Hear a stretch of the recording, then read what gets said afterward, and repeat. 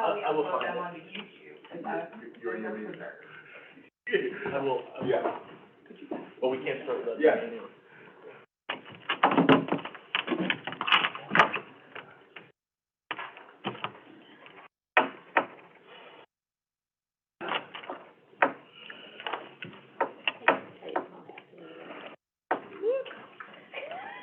Morning, everyone on the phone, we're just waiting to get started here.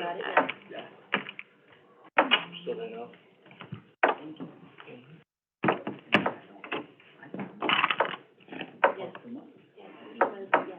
Or on Zoom, whatever it is. Phone. You've been through all kinds of iterations.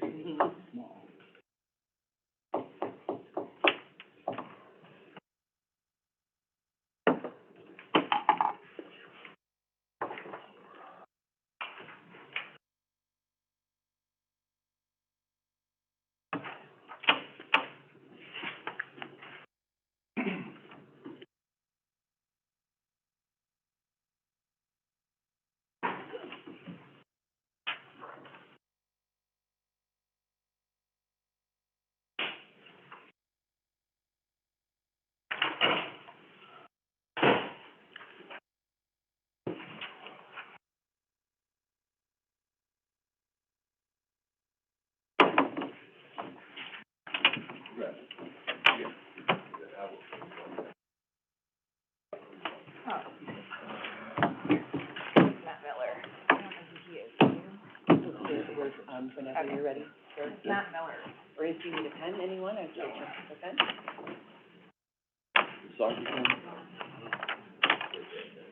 That one.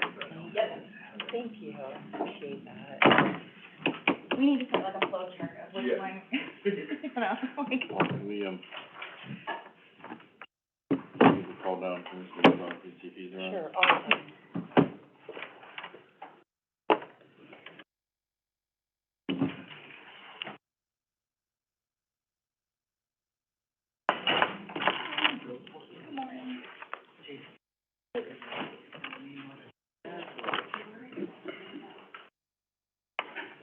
Jason, not Bill.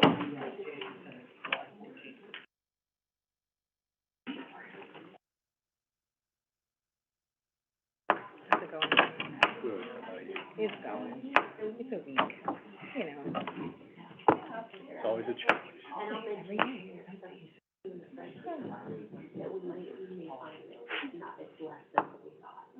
Okay? Sure. Thank you.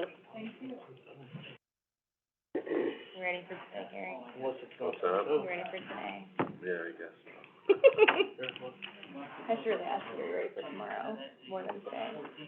Well, I only have one thing. Yeah. I had a couple things from Danville. I can, I see that. I told him that I feel like a piker compared to him. I know, right? Out of the corner of my eye, I'm like, holy I'm crap. amateur. That's a big opinion there. Oh. But mine can do Danville stuff too, so. He's been busy. Yeah, I was gonna say, no wonder they're sick of us. Is it Bill on there? I feel like I need to like buy him like, a fruit basket or something, cause I feel like I constantly on the phone with him. Oh, geez, our office, we have please have him. Jim Brutch used to be our own lawyer over there, so we had somebody in-house doing all that. Yeah. Okay, we're gonna get started here. That would. Thanks for everybody attending. This is our workshop, July 25th, 2023. Madam Clerk? Mr. Cantala Mesa, Here. Ms. Frenchco, Mr. Malloy. Here. Okay, as, in previous meetings, if you wanna talk, please make sure you, address with your name and title or where you're from first, so we can capture that for the record. And, hope everybody had a good weekend. We'll start off, it's a pretty basic agenda this week, so if there's other things you have in your mind, we'll have a little time to go over that. We'll start with number 1, dispense with reading of the minutes. Number 2, approve the bills. Number 3, additional appropriations. Right. Martha Yoder, Trumbull County Auditor. So the first one, that's listed there, the House Board, that is, from a grant, that's why it's increased, that's from a grant. And then the one is for you guys, for the commissioners, that's actually just an increase from the, ARPA funds, to building repairs and maintenance, and I have, from Shara on it. That was because there was overtime needed for a company to install the transfer switch on the generator in family court.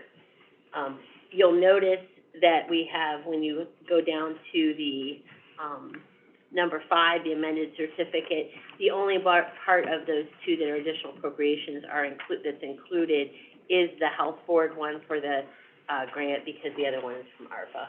Right. And I do remember we did approve that. Right. The only time they could put that thing in was on a Saturday or something, so. In previous meetings months ago, we did approve that in advance. Okay, number 4. So the transfer appropriations, remember, these have already been appropriated to those funds, it's just transfer for line items within those funds. On the auditor's office, it's to fix an over budget. We took money from seminars and training to the Medicare coverage, the health board, I actually went to my list instead of your list. I'll go back to your list. The health board, the 19,000 is to fix an over budget. There's a couple of different funds involved, but it's building grounds maintenance and tech equipment to operations supplies, tech equipment and engineering and state exam to mileage. The second health department one, the 20,500, is administrative costs to contracts with other entities, and that's actually within a grant, so they kind of have to do the transfers. It's the way that the grant works. So they take it, put it in that fund, and can do it. So we're just kind of journalizing that action. Auditors, I've already explained. The dog kennel, they have some new employees, so they had to went from preventive treatment and supplies to uniforms, to be able to give uniforms to those employees. Sanitary engineer. Bob Myron, the sanitary engineer. We just have the increase of $350 for our new hire background check, and I transferred that money from our workers' comp appropriation. Yeah, it was a big one. Thank you both. That was a huge one. And I've already dealt with number 5 when I dealt with them. All right, thank you. Number 6, adopt a resolution to recommend that the State Emergency Response Commission reappoint the members of the Trumbull County Local Emergency Planning Committee as listed for the term commencing August 9, 2023, and ending August 13, 2025, and authorize Denny Malloy, President of the Board of Commissioners, to execute appointment applications. This action is per request of John Hickey, and the Board of Commissioners established a local emergency planning district in 1987. And John Hickey, you have the floor. Thank you. I don't know if you have the actual paper. That will kind of tell you where each member, where they're from, meaning what company, what hospital, all that type of info is on that. Now, the only thing I will need, fortunately, we're kind of up against deadline tomorrow. I will need to have that copy signed by you, and if Paula, if you could email that, scan it, email it, because I have to get it off to Columbus. Okay, give us a little background on this planning committee, what it is, what it does. The LEPC, what they are, they handle kind of the chemical and the hazmat part of our county. We have the hazard mitigation plan that we update every 5 years. That falls under the LEPC. They do planning for our annual exercise that's required every year by the state. I think you remember back in April, we did it at Altium, and they kind of plan that, kind of drive all of that. They provide equipment for the hazmat team. We purchase the drones that we use. And then the board members you picked, or you, how do you, Yes. how do you Well, figure out who they are? basically, it's very kind of specific who can fit. It is just like, hey, would you like to be on my board? You have to fall into one of them categories, or what. Are these all reappointments, everyone on here, No, or is no. some are new? I removed, a lot. This will be a 2-year term, so I inherited the last group. Okay. If people didn't come to the meeting, I are off and I reappoint. Perfect. Okay, so you just need us to, Yep, it's, Approve it. Every 2 years since, 1987, the commissioners have to sign off on. okay. And these people, they've all accepted already, you've already Yes, reached out to them? yeah, they all know? you know, I had a question about, application. I don't do an application, there is no cert application. The only thing that they have that for is midterm. If, you know, somebody leaves midterm and we appoint, then they have to do a single application. But for the, every 2-year appointment is done right there on that form. Okay. All right. Bob, any questions? No question. Thank you, Okay, John, great job. What's the status while we have you? What are you hearing about the command post? Well, I'm glad Mr. Hockey and Ty addressed. Sure. Sir, can you just confirm, do we have to have in hand whatever we buy by December 31st of 2024? Is that the law? Because I'm getting conflicting reports on that. No, you have to have a commitment. Has to be It earmarked. has to be committed By by 24. 20. I know it had to be committed by 23, I thought. No, 24. In hand, okay, 24, so we are Projects all fine. have to be completed by 26. So, What's the backlog on one of them vehicles? I know you've been looking. about What- 2 years. Really, we had to wait that long for Yeah. that thing to arrive? Yeah, we had a meeting here about a week ago, and we even threw around, the thought of looking at like a demo, you know, something that may already be out there. We are not, none of the board members were crazy about looking at a used one, because ultimately, there's a reason why they're getting rid of it, whether it be technology. So we'll go from there, but I'm glad to hear that, because I was under the understanding that you had to have it in hand by 24. That is not the case. No. Thank you. So, moving forward, and we will, hopefully have a bid package, together by September of what we're looking, and have it ready to go out to bid. And then we appropriated $1 million towards it, Yes, and I don't know what the machine's gonna cost or whatever, but are you looking at, how are we gonna put the equipment well, inside it of it? depends, 'Cause I had a question from the 911 yes. assistant director, as far as, is she gonna have to put out of her budget 911 equipment in there, and leads equipment in there, and Well, terminals, or is that See, something you'll do? there was a little bit of misunderstanding.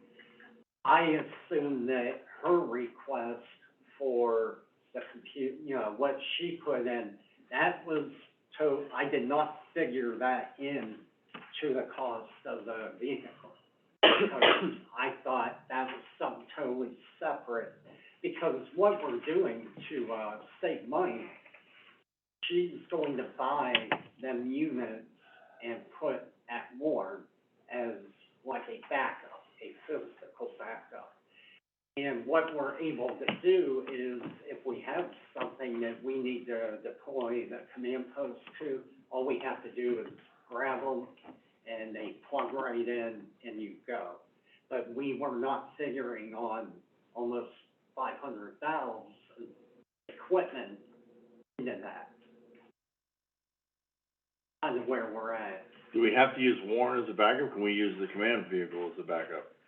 That's above me, that would be something you'd have to talk with, Patty and, the new director. 'Cause I'm just thinking, instead of Warren, if it goes down, it might be as easy for you to pull that thing, parking lot somewhere and work right out of there rather than. The only thing I'll tell you, Commissioner, would be we're only gonna have four, maybe 5 spots, for dispatch. So, that would have to be a discussion you'd have to talk to them about. Right? Yeah, we'll have to talk about that, 'cause that's, to buy $500,000 worth of equipment just to sit there as a backup, and then have another whole system inside of the vehicle, sounds to me like maybe doubling up on something we may not need to. We'll look into that, and we have a new director starting next week, and, Right. I'm sure we'll bring her in the loop with this and Patty, and come up with a long-term plan on the inside of that thing. I guess we got 2 years waiting for it to show up, we got plenty of time, technology will change between now and then anyway. Can I, say one more thing? Yes. Tomorrow, I apologize, I have a, planning meeting at 10, so I will not be able to be here at the meeting, and probably not available by phone. So if you have any questions about my agenda item, you can let me know. I guess the only question, and just to address it, because it may come up, Shara will be our commissioner's representative, Yeah. and that's because you have some billing things, you have some purchasing things, and she's crucial to that Well, process. she helps with all the financial end, and like right now, she's doing our bylaw update. She's kind of spearheading that. Bylaws haven't been updated for many years, so she kind of agreed to tackle that. I'm okay with that, Laura, are you okay with that? Yeah. With Shara being the rep? I mean, it's four meetings a year. We meet once every quarter, and it's at lunchtime. So it should not affect anything at all that is going on here. All right, John, thank you. Yep, thank you.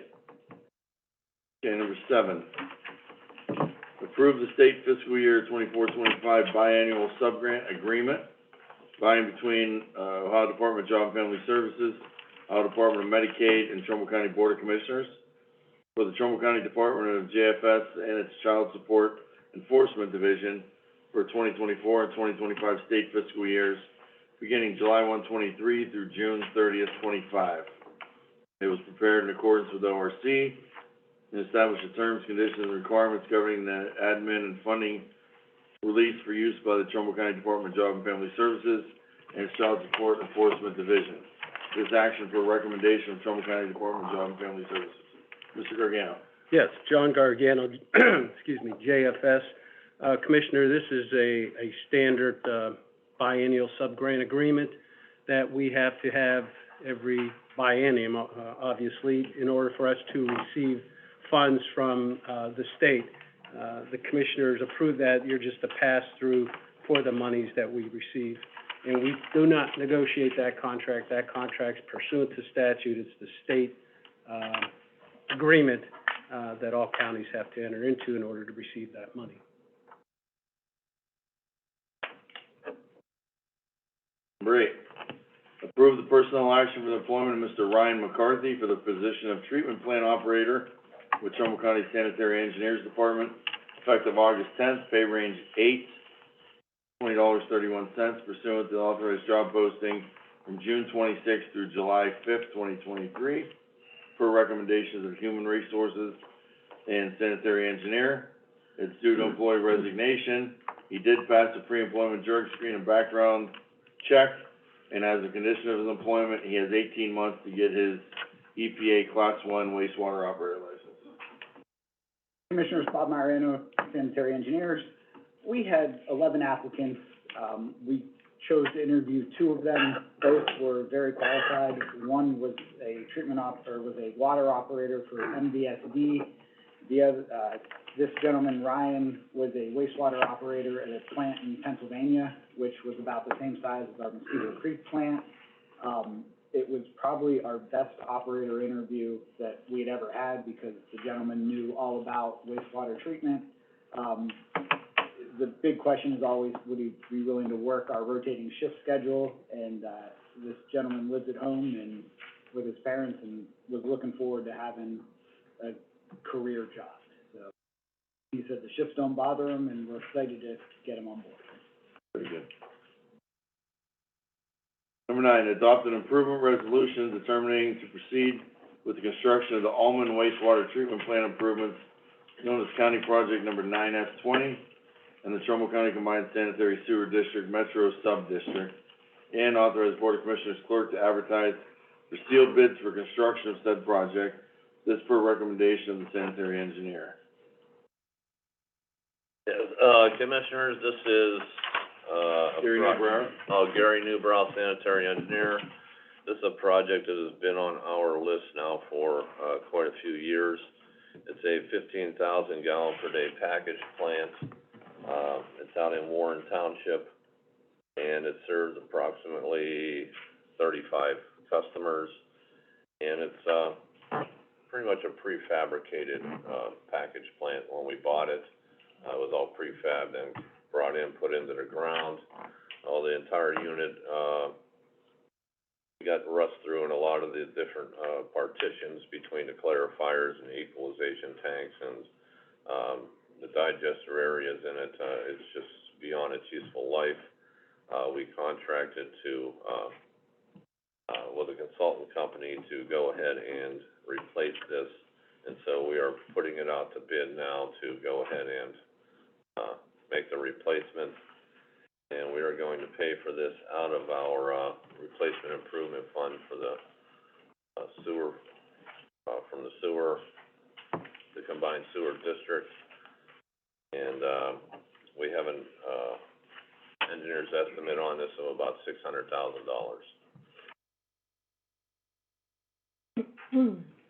$600, you said? Yes. And what community is this? It's in Warren Township,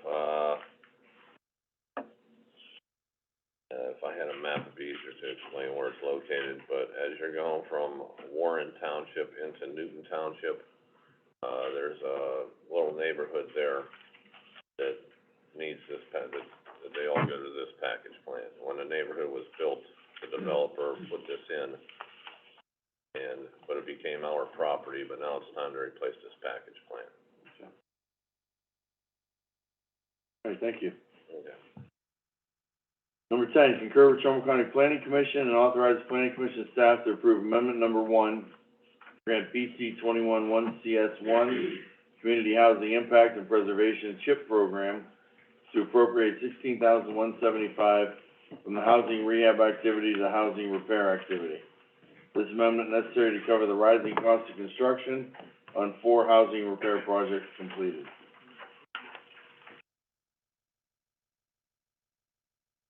Any questions? Yes, might as well just educate me from top to bottom with this as we. Sure. Well, the Ohio Department of Development. Julie Green, Planning Commission. Sorry about that. Julie Green, Trumbull County Planning Commission, sorry. The Ohio Department of Development funds these grants. It's one of our CDBG grants.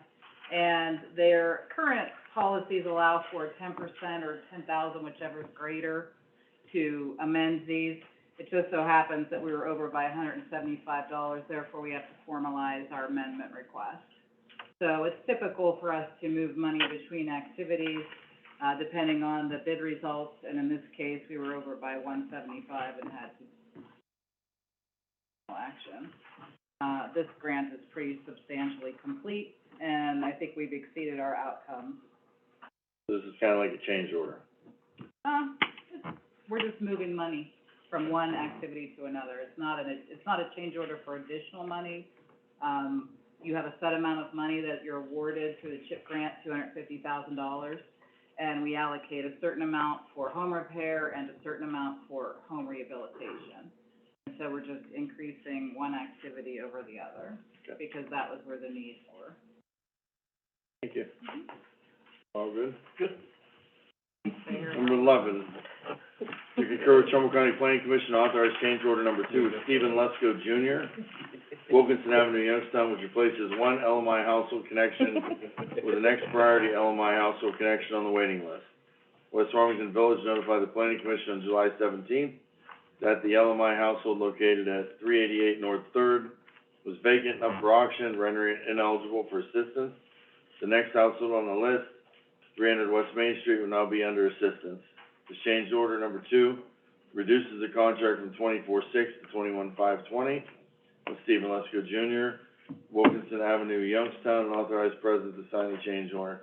So, we had it allocated to one, he's not, the house isn't gonna be there anymore, no longer eligible, so we went to the next one on the list, and this is Liberty, I take it? Or, This is West Farmington Village. okay, This is Julie Green again. So but this, the homeowner lives in Youngstown. no, that's the contractor, sorry.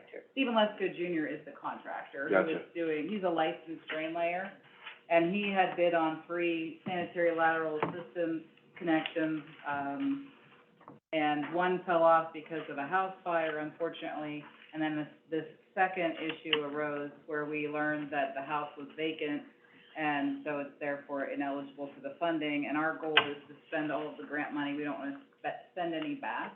And so the grant deadline is August 31st, and so we had a waiting list of the next eligible participant to, be added, and we asked him to provide us with a, cost estimate, and thankfully Gary and his staff helped out with this significantly. In fact, they coordinated the whole thing, went out to West Farmington, and, met with Steve Plava, the Combined Health District, to evaluate this next house on the list, and we were able to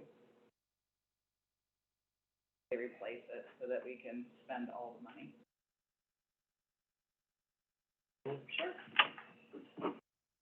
Number 12, concur with Trumbull County Engineer to grant the special annual supplier fleet permits for fleet vehicles to transport aggregate, concrete, construction goods, and other materials not to exceed 80,000 pounds.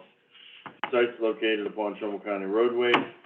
Million Paving, Hordisky Brothers and Company. I see we have some from the engineer, but these are pretty standard what we've done, we don't need any discussion on these. Number 13, concur with Trumbull County Engineer to grant the right-of-way permits for Dominion East and STV. And STV is for conduit for temporary driveway access in Newton Township.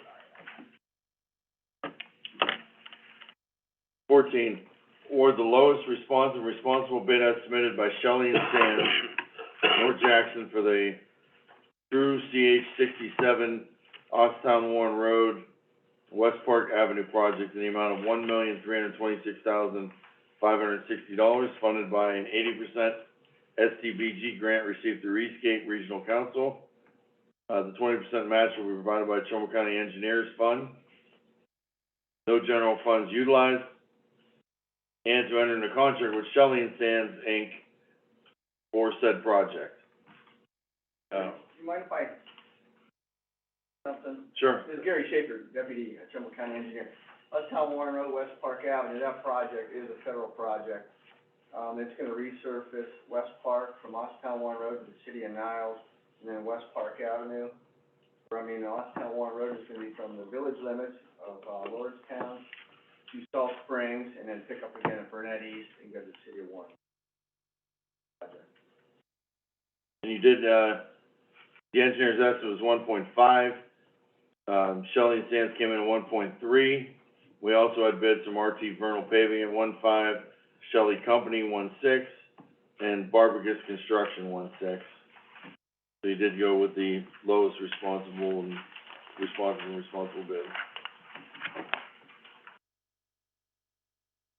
Thank you, Gary. Thank you. Number 15, authorize Denny Malloy, President of the Board, to execute on behalf of Trumbull County the subgrant award agreement for the TAG Law Enforcement Task Force, subgrant number 2022 DL-LEF 5800, obtained through Ohio Office of Criminal Justice Services. The grant awards for the period of July 1, 2023 through June 30, 2024. Total funding is in the amount of $124,980. To be paid by Sheriff's Office budget per Mike Yanucci. We have no obligation to fund this program should we lose the grant. Commissioners, Chrissy Ross, I'm here on behalf of our commander, Captain Mike Nisi.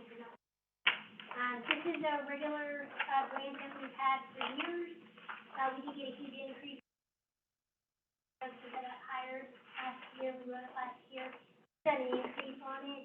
The cash match though will just be working hours from, our commander, and then the other money, part of it will be the grant to pay for our operating expenses. Okay, thank you. That concludes the regular agenda stuff. Very, like I said, light agenda, for tomorrow, but they're always exciting. And we have, some people here with the commission. We'll start out, Mr. Peterson. Roger Peterson, Bloomfield Township. Thank you for the sidewalk project for the township through ARP money. I had submitted another project back in April for the Bloomfield Township Fire Department renovation, which is basically putting a squad bay in an office on our existing station. I just wanted to see if there'd been any movement either way on that. Okay. No, the commissioners haven't asked that to be submitted, and I think right now we should take a little pause and, review all the requests we have. That wasn't in one of the earlier ones when we went through all the townships? No, it was not. Okay. So, I mean, it'll keep it under consideration, but we have to take a very close look at all of them. What's the amount of that one? 215. Okay. Because we're running, getting close to the end of our supplies. I have some numbers here I'd like to discuss with you after the meeting. Okay. We still haven't cut in our township $7.5 million that we had in the last two meetings. No, those aren't my numbers, I'm sorry, sir. Those are your numbers. Where did the 15 million left over come from when I first started here in January? Oh, here's the report, we can discuss it after the meeting, if you don't mind. Something we wait for after the meeting for something like this, and it's public funds, we've got people that request it, we've had public meetings discussing it. We can go over the report. We've totalized everything here, so far out of, the monies that you were allocated, for a total of, well, it's just under 38,505,000. Got another 103,000 from the federal government, was to 30, that would take us to, total here. We took 10 million from the revenue loss, let's just work backwards that way. So we had $28,505 left in the, general ARPA funds. And so far, we have spent, $28,149,888.40. What I mean spent means allocated. So we technically have a balance there of $458,987.92. And out of the revenue loss funds, we started with 10 million, and we have approximately 6 million left in that fund. Those numbers don't add up at all to anything I've ever heard since I've been elected, since I got here. When I got here, it was 23 million was spent. We had 2 public meetings where we had 15 million approximately left from what we had allocated, from what we had on all the spreadsheets and all the charts that we have. We've only spent a handful of things, $1 million to the command vehicle and a couple other smaller projects that we've done. That math is not adding up in any way, shape, or form to what I was told or what we have. We have 1 million for the command center, 911, 875,000 for the 911 tower. We have 2 requests for 911 equipment of $201,000, and $516,685. I don't remember putting those ones forward, or asking for reviews on those ones, those are still. December, that was sent before you came aboard. The other one, we were holding the 516, that was the issues that Patty Goldner brought forward for the equipment. Right. So, that's part of this equation, that totals $2.5 million. Okay. Gary's water and sewer projects, as I find them, total, Gary? Around 8 million. Yeah, And that was part of that initial 23, when we had all these previous meetings, that was part of the 23 million we'd already spent. I have Gary's totals on my sheets at $7,593,25, and we have $400,000 for Julie's, floodplain issues.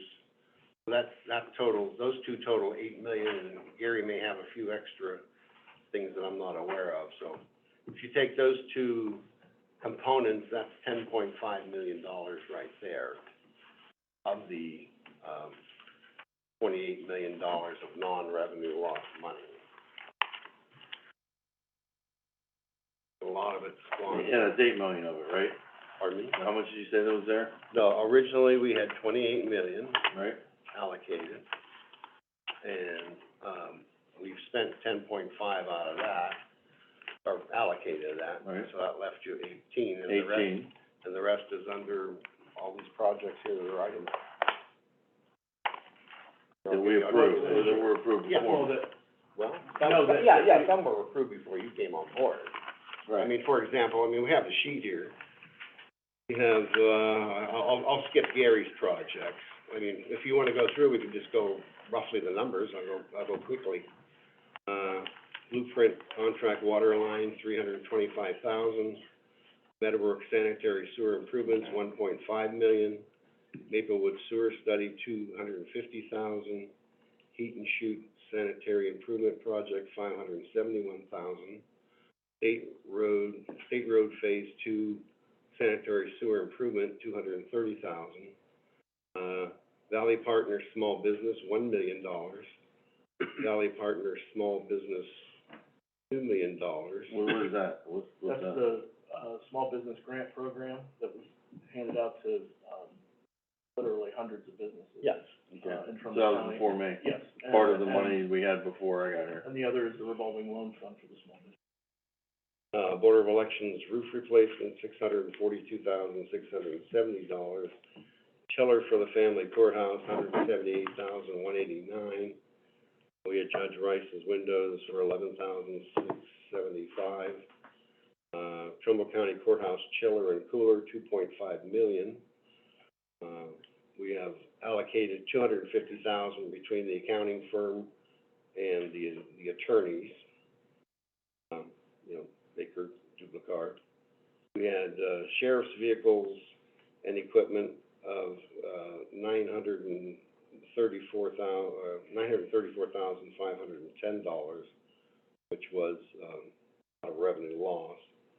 We have allocated, law library HVAC for $63,475. Trumbull County Courthouse HVAC upgrades, $414,000. We have set aside $2 million for the Ween Building demo. I don't think we have a final figure on that. That's the estimate that was given to us to set aside. The agricultural structure improvements at the fairgrounds, $1.239 million. We allocated, TNP Emergency Home Repair Program, $1 million. The sheriff had an emergency vehicle for, $65,000. The,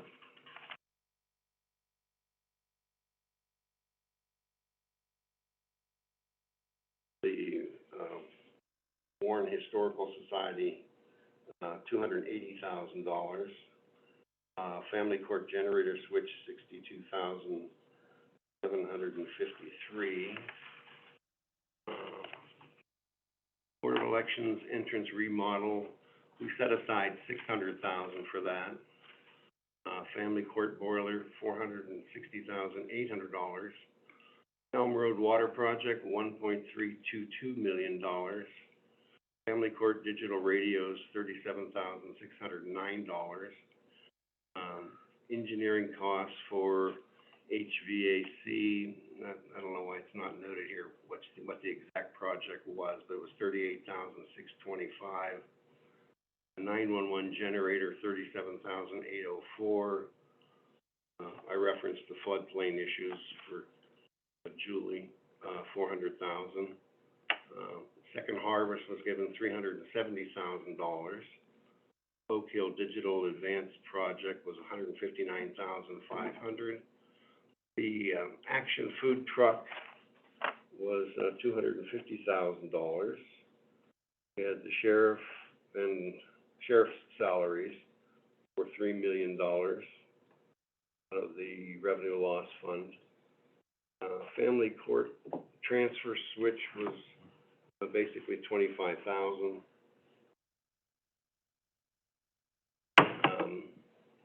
Board of Elections roof stacks, Board of Elections roof stacks was $25,000.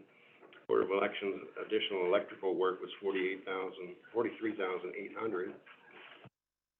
And then I referenced the phone stations, which were requested on December 9th of 2022, $201,000 for 911. We had What was that? that was $201,000 for additional equipment needed to upgrade the 911 center. We've not spent that yet.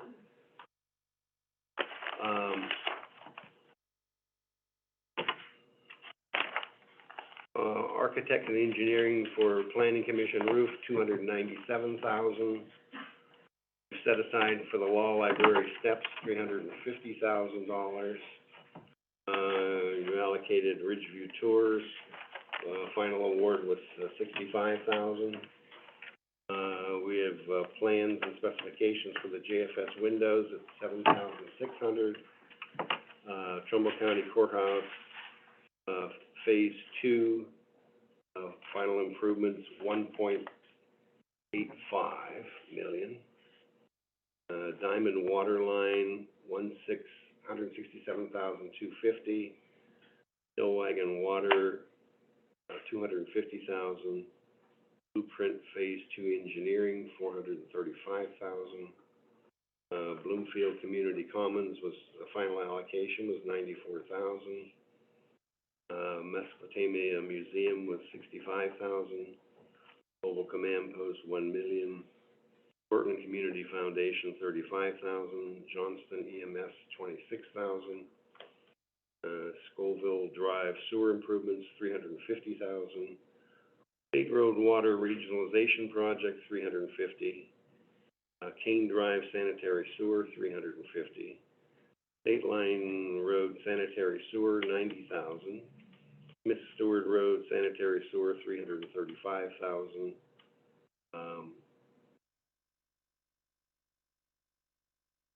Additional radios for the Mark Center at 911 were $516,000.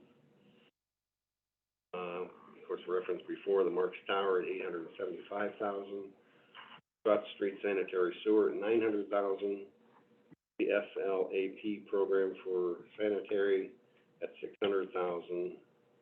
Healthy Hearts and Paws, $25,000. And Johnston Township, $27,099. If all of those spent, that's $28,149,888.40. Of that, $4,095,000 is from the revenue loss. Why don't we have any of these figures when we had these two public meetings and told the people there's $15 million still sitting there? We went over the sheets, we went over the charts, we went over everything, and every math we did at that time was about $15 million left. And we've done one or two projects since then, and now we don't have that. Well, This is the numbers that we've been working with all along. Why didn't we have any of that earlier? I gotta I ask. was giving you sheets, I thought. Not itemized like that. Were you aware of that, Maura? As of yesterday, I was aware about it. Well, I told you we were running low, I mean. That's the first I've heard of it, though. And we've Well, had many meetings. I don't think that you were aware that, of the expenditures prior to your coming on I board. wasn't, that's why I asked, what did we spend before I got here? And 23 million was the amount that was given to me repeatedly in this meeting, the meeting on Wednesday, and the two public meetings that we had with the public. Martha Yoder, auditor, I think some of the confusion is also that there are two piles of money. Right. Right? And I Mhm. think that's where some of the numbers get confusing for Right. people. We have revenue loss and we have the project money. So the revenue loss was at 10 million initially, and we spent some of that, and you've noted Right. that.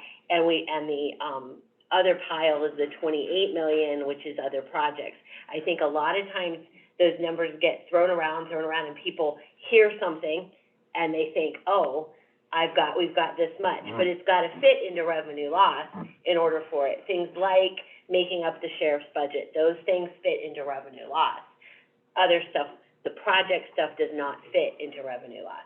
So I think that's where we've gotten some confusion over time, to be honest with you. When we talk about, because we have that pile is 38 million roughly Right.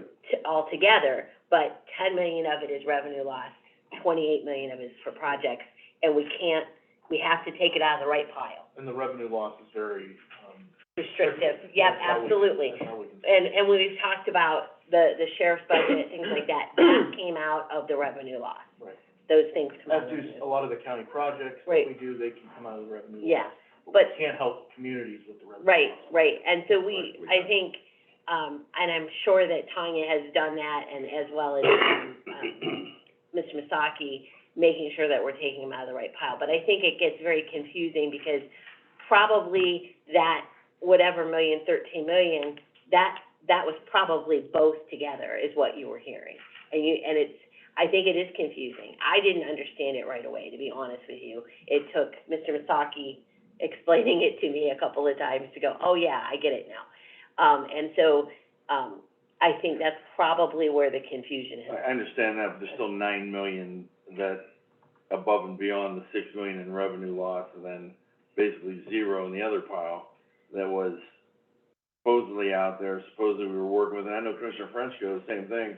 She said she wanted to save 7 million for the townships. I said 7.5 out of what was left out, which was half of what we understood was remaining out there, or should be remaining, or pending, that was not spent yet. I can only go on what was told to me when I got here, Mhm. and, you know, what I knew at that time. And it's a big shock that now someone adds the math, and here's where we are, when we've asked for this day one.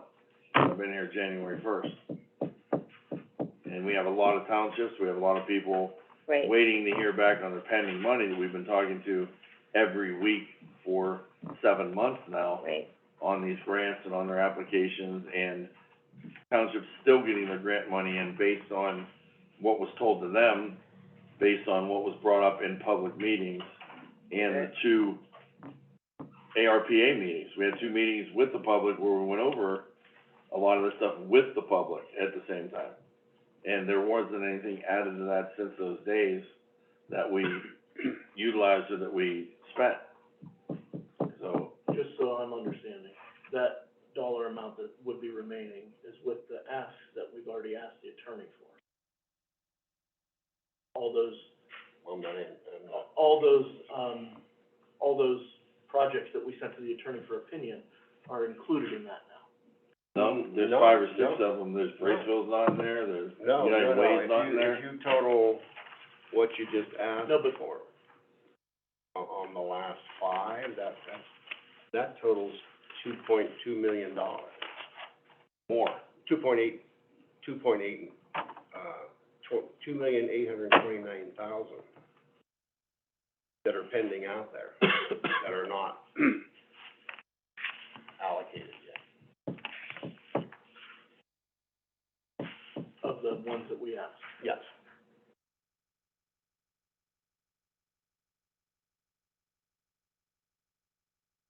That's the one she's No. ruled on, but not the ones there's still other ones we She's have. ruled on 5. Now, the only thing I can offer, we'd have to talk with legal counsel too, see if anything can be shifted from, like, the command center, the $875,000 for the tower. Some of that Those equipment can be shifted to revenue loss. to the revenue loss category. It would free up some money, so we'd have to see if that's, Let's definitely look into Available. that. I was under the impression those would be under revenue loss, but I didn't. But that's still only talking, that's what, 6 million or 4 million? And even on the sheriff's department, we gave them 3 million last year and 900,000 for vehicles, and another one in there, so they're over 4 million so far just with the sheriff's department out of that. yeah, from last year, yeah. That was from 2022.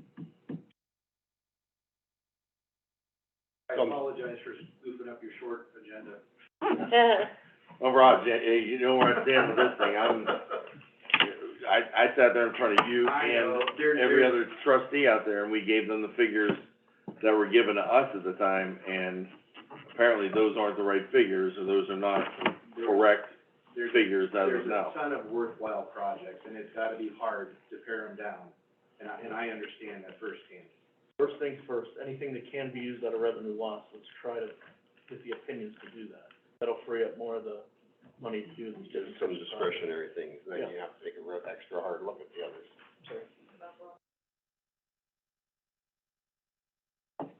Revenue loss. Well, we had said last week, not this meeting, but next week, we were gonna go over the ARPA stuff, and that's where we were gonna start putting things on the agenda. That was for you, 2 weeks from now, let's do that. Now we gotta relook at that, and we need to have, it sounds like we need to have a coming to Jesus meeting with me, you, and Commissioner Frenchco, and really put the pen to paper on this thing and figure out exactly where we're at and what we're gonna do with this remaining funds, especially with the commitments that are out there already, that we've already been working with people out there that have their grant requests in that are waiting, and we need to address that.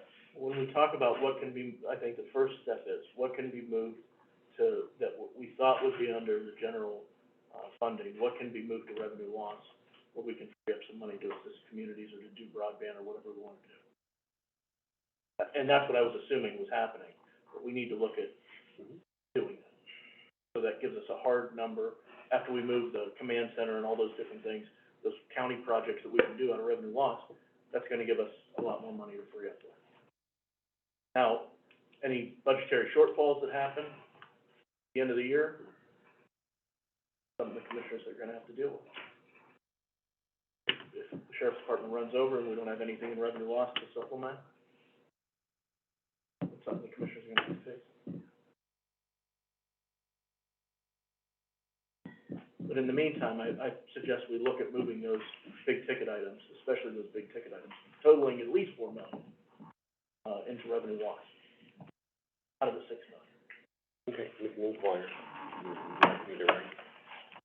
I will. Find Tanya and see what items we can move, reallocate from, the original goal was to, And I was looking there too, any funds we have not spent yet, if it looks like they're not gonna spend it all, or we're not allocating it right now, you know, I heard 3 or 4 911 things in there that I know were asked for, that I know have been asked for, but I don't remember appropriating them unless they were done for me. no, those are just being. So there's more in the systems they're still asking for on top Well, of it. and like the demolition of the Ween building, Yeah, we're there's some estimating soft at money 2 there. million. Yeah, I know. It's probably not gonna be 2 million, but you don't wanna underestimate. I mean, it's probably gonna be closer to 1 million, I would assume, but I don't wanna, you know, you Yeah, can't that's say something that, you you already know. have to do, Additional figures, Julie, on that? We can get more, Yeah, that's what I'm saying, I think I mentioned the term to you before, there are some soft dollars there.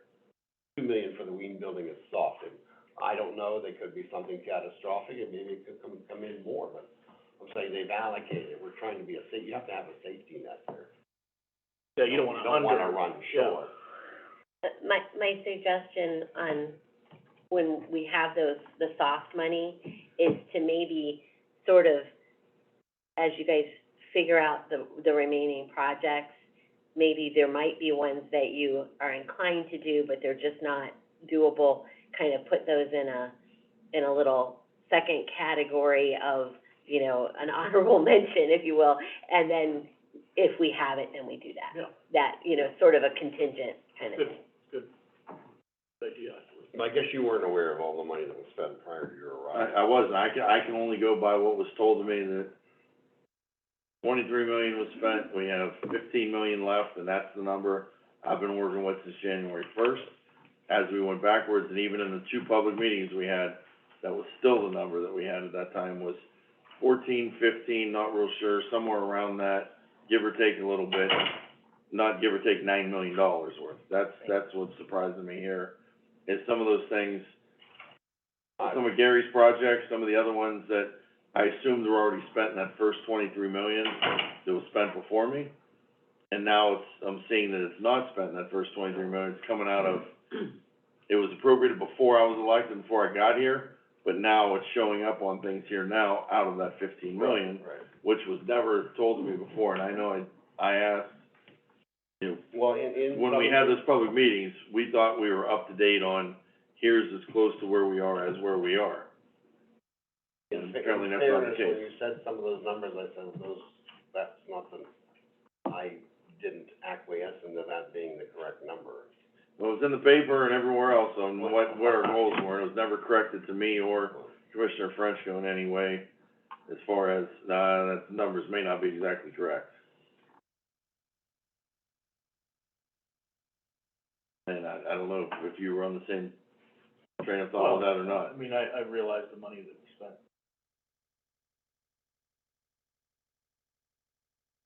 Again, as all worthwhile projects, we're trying to They all help are, as many individuals and communities as we can, so, there's never gonna be an unlimited source of money, but we're gonna try to do the best we can with what we got. And if we have to move stuff over to free up some money, I think we can still fund a lot of these stuff.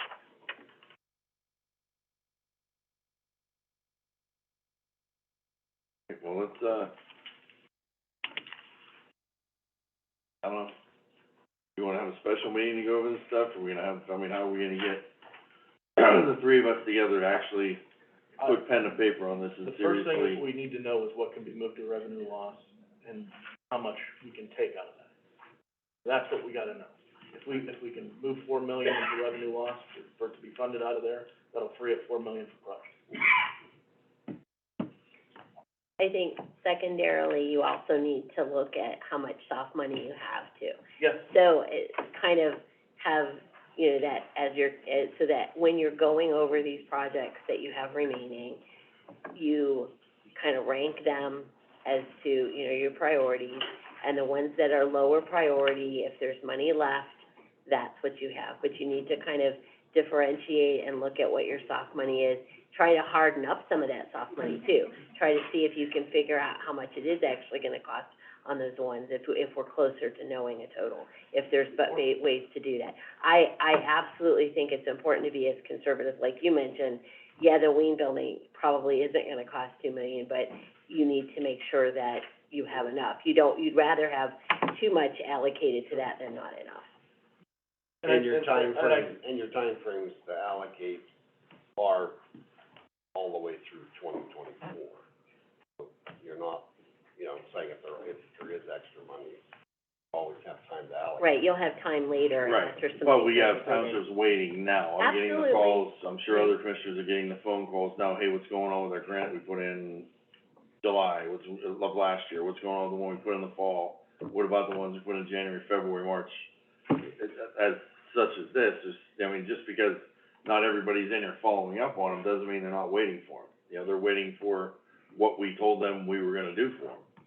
And, you may also, just a suggestion, as, Misaki had talked about a pause, you may put a pause, I would recommend putting a pause on new applications. Oh, yeah.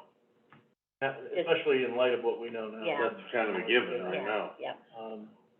We don't wanna, but I But think we have more applications you than we need to can handle. make sure that And the I public think- is aware of that and understands And I it. think what we need to do is go through some of these projects, and some of them, I get it, they need the full amount for the project to even go through. But some of them can be funded partially, some of them, you know, we can pare down some of those numbers, and the project can still happen. We need to talk to some of those communities and see, you know, would you take this amount, will we be able to kick in this amount? I mean, we need to pare down some of that stuff, like, for example, the Historical Society in Warren Township, what they're asking for, $250,000 for a new building. Will they be able to get other revenue, or are we just gonna be the ones to build the new building, you know? Right. What other revenue do they have committed? That's a big ask, and that's something that we can maybe fund partially. Or maybe they're gonna say, you know what, we can't do the project if we don't get it all, but we don't know that unless we ask.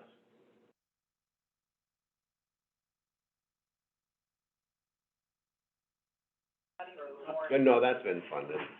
The Warren Township, Because I was gonna, it's just one that came to mind, No, I know. because it was No. higher. No, they've already been given 280,000. Oh, yes. I was just gonna say, that is part of the larger funding package. I No, was that gonna elaborate on that should be details. I completed. wasn't sure.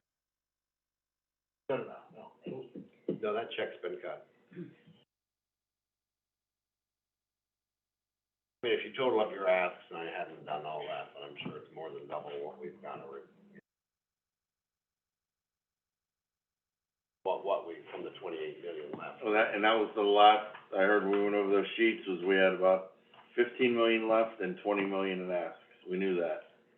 But I didn't know what we had left was less than the 15. But we had 20 million in asks. Or at least that's what was told to me when we had those public meetings. We knew we were gonna have to pare down anyway. And we've received more applications since this meeting. Oh, you've gotten a lot. A lot since those A lot, meetings. a lot. Because we had the meetings that said, give us your best request per township. Well, And we need to follow up with that commitment, we need to follow up with whatever we need to do.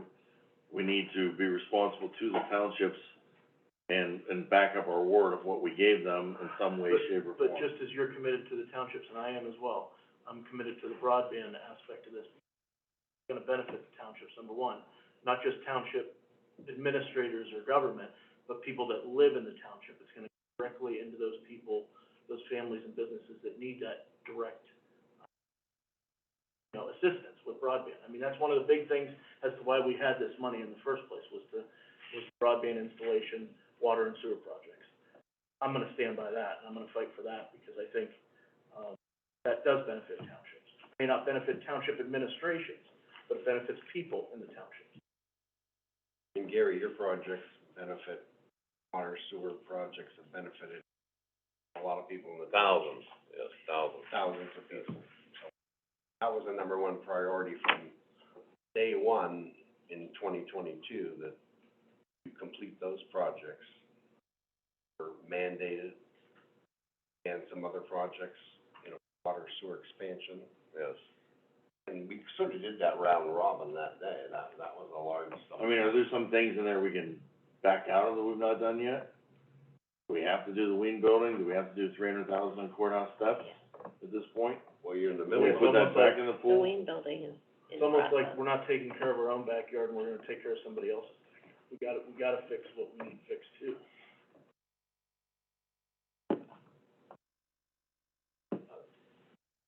Normally we do. You already have a grant on the Wien building for the PNP is administrating, so.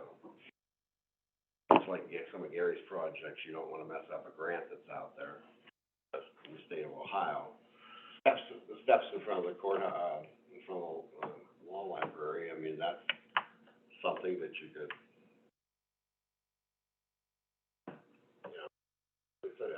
It's not going away though, No, it has to be done eventually, whether it's done by county general fund money, borrowed money. Right, that's what I was just gonna suggest, Or it's whatever. And we more can of a do some of capital, that, because we we're do gonna have be some other borrowing for buildings and different right, things. we have some other capital projects that we're working on, so, I mean, that, you could definitely look at that as something that you could maybe put into that, but you don't wanna get too much of that either, so.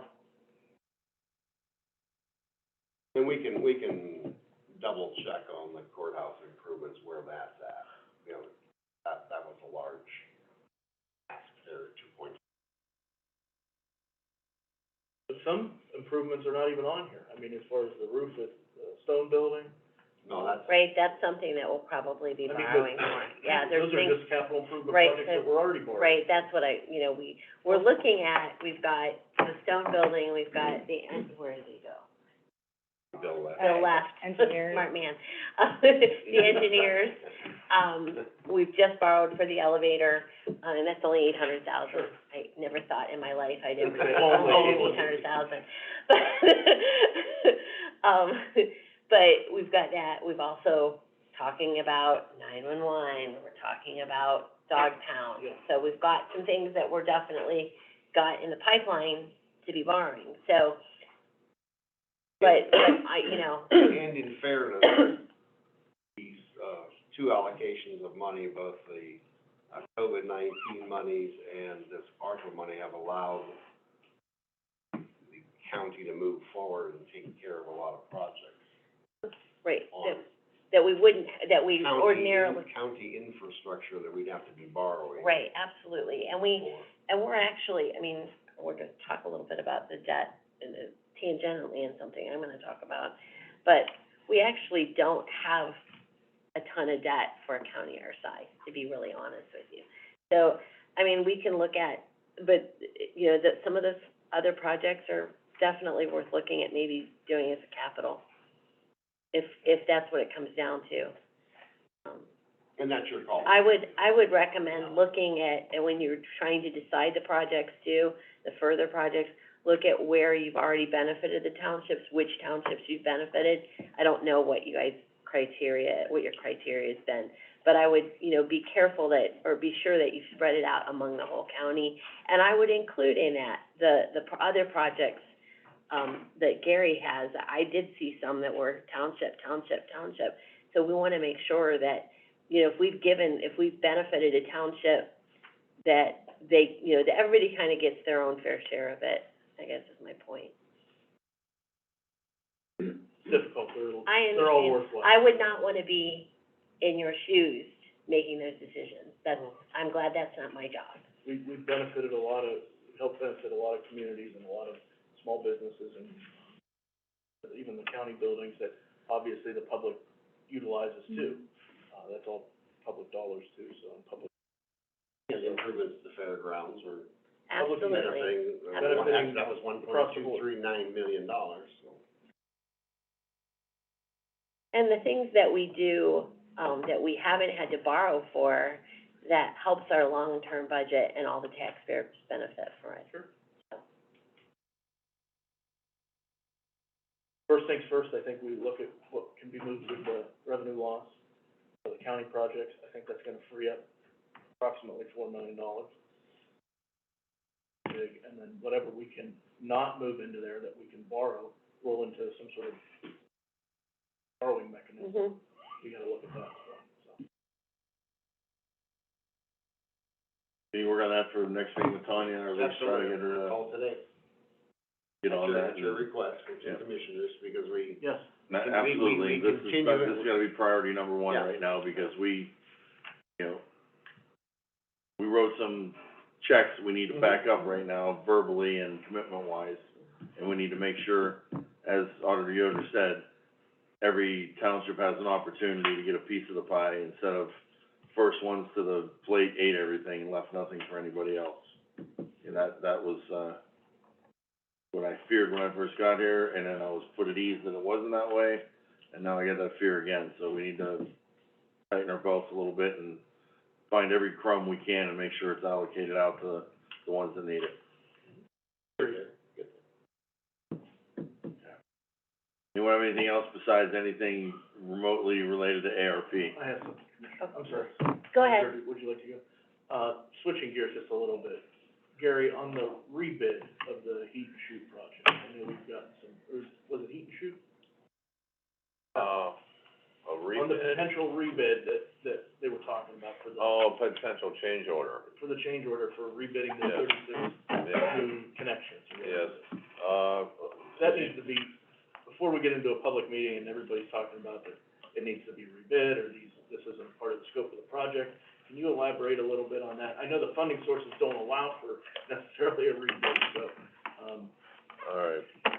Well, commissioners, as you know, I talked to you about a month ago, before the 4th of July, that workshop we had, that down at Heat and Shoot, we had a property owner down there with a lot of vacant lots. Yeah. And in our normal course of a project, we do not extend a service connection from the main line over to the vacant lots as part of the project. And I put a note into the public hearing and make the vacant property owners aware that if they do want a service connection, to contact me, and we will add a service connection for that property, but they're also gonna have to pay that monthly capital charge for 30 years for that service connection. So that was all put out to all the vacant property owners before the project started. Somewhere there during the end of June, we got a property owner down there that owns basically an entire city block down there of vacant property, calling in and saying, hey, can I get service connections for my vacant lots? And it happens to be 26 of them. So he's looking at 26 service connections. Now, does that change the scope of the project? Does that, opinion was kind of... Well, that's where I sent this over to, I sent this question over to Assistant Prosecutor Danzo and asked his opinion on it. And he came back with this opinion here. I'll give it with you, but just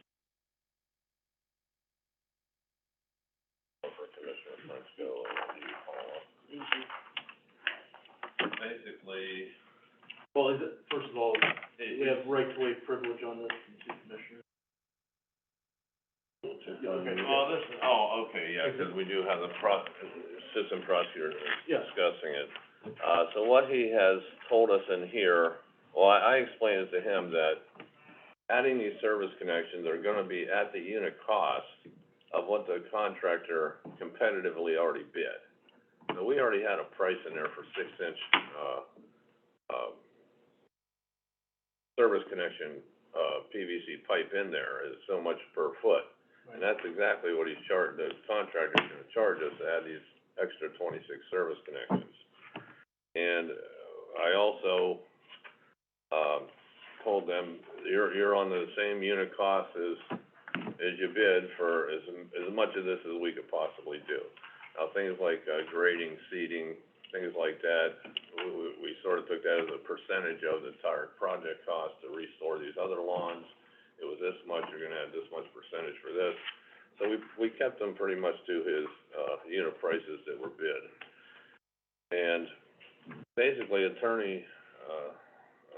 Assistant Prosecutor Danzo, he basically went through and reiterated all that, and then we finally got to the final paragraph of his letter here that he sent last week.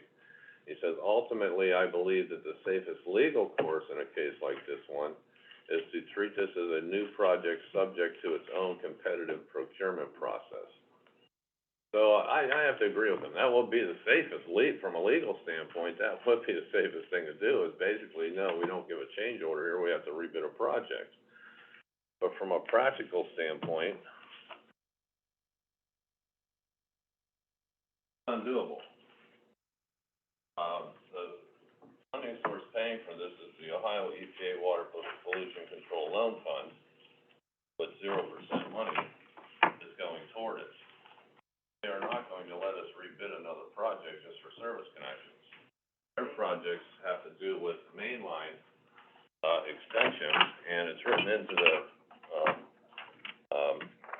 loan agreement, the loan/grant agreement with them, that it's a mainline extension project, and they don't even finalize the grant until after you bid the project out. So I wouldn't be able to bid out a second project just for this and satisfy the funding source. So in other words, if we were to bid it out, this portion of the project, bid this out, get this portion, we wouldn't be able to utilize those funds or that, anything from that grant. I don't know how I would pay for it. Open up a bid, what money do I have to pay for it? It won't be this loan agreement, the one I would currently have. Is Danzo aware of that? Yes, that's how I explained this to him. And that's why he is basically saying that, with that being said, that he would defend us, if anybody did question us saying, oh, this is a change order, he would still defend us because he can understand that we are using the unit prices for this. So what he's saying is, yeah, from an attorney standpoint, yeah, he would like to see this rebid, but we don't have any way to pay for it if we do rebid it, is what it's coming down to. But right here, we already got the Ohio EPA, this second document I was handed to you, the benefits of putting in these extra service connections is that, first of all, I left an email there where the Ohio EPA is, the people are gonna pay for it, they're okay with it. She tells us in here, the modification you described sounds like an eligible project cost, so please feel free to incorporate them into change order number 2. So we got the EPA telling us here that they'll pay for these extra service connections. And I also... Well, that's good, because if it is challenged, we have these documents. Yes, yes. I think it would hold up.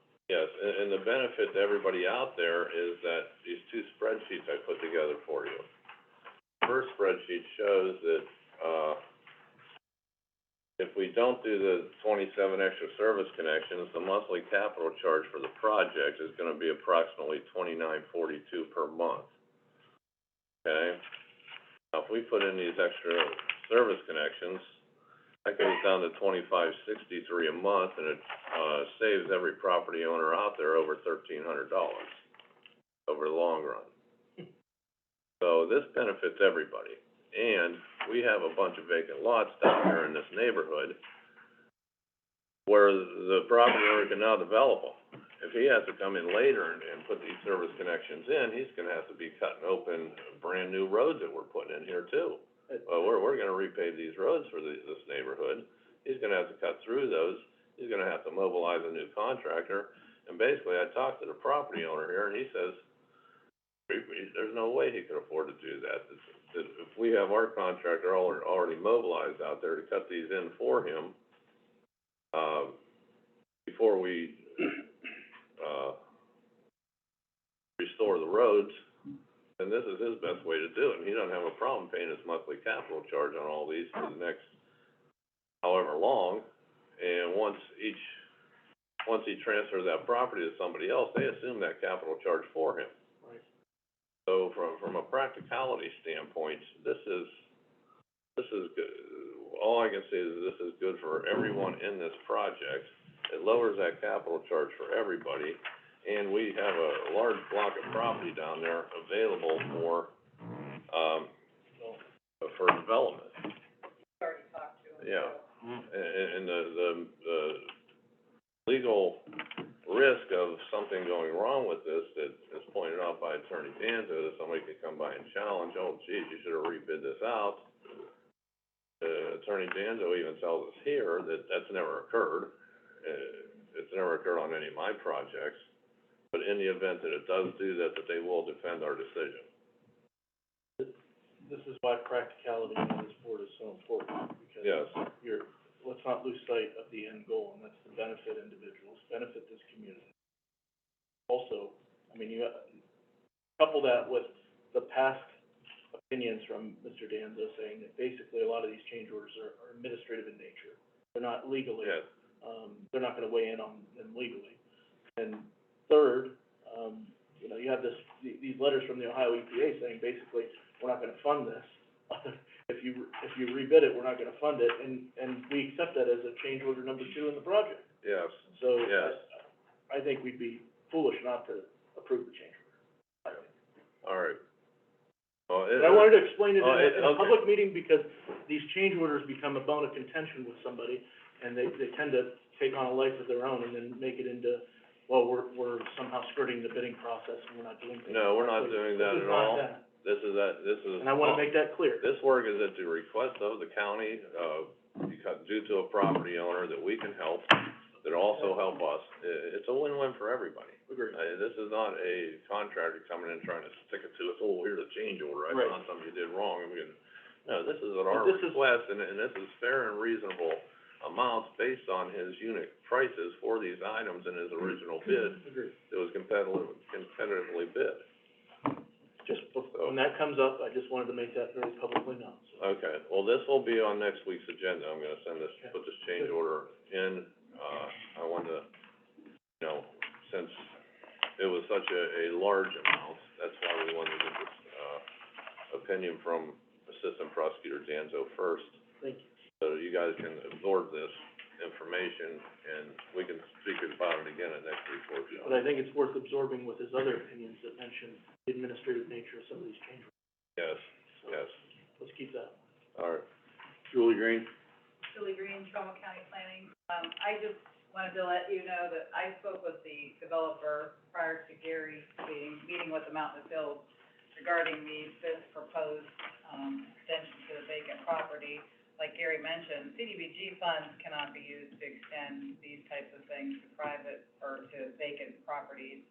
So that's another funding source that wouldn't be able to handle this if it were to be bid separately. But also I explained to the developer that this would constitute a major subdivision, which would go through our office. I explained that the placement of these laterals would have to, you know, fit into his final preliminary plan when he comes to our office. The process for a major subdivision is a pre-sketch plan, a preliminary plan that's approved, and then you go on to develop the lot.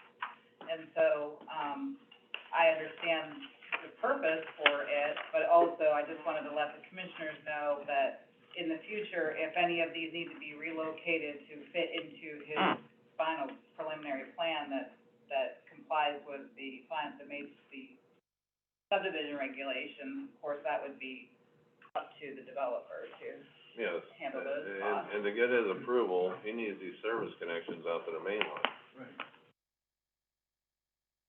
So, and I do think it's an ideal area for infill housing as well. Yes, well, here's a little map of the neighborhood. The shoot neighborhood, this is, here, house lanes up in here. There's a paper street here, this is Ashland, this is Harrison. Paper street going through here, so he owns almost this entire interior of that city block. This is the area we're talking about, this is all vacant property right now. You have service connections and housing all in here. And it's gonna be cheaper for everybody in the neighborhood if we do. Right. Save everybody $1,300 out there. Thank you, Gary. Just wanted to make that clear. Okay.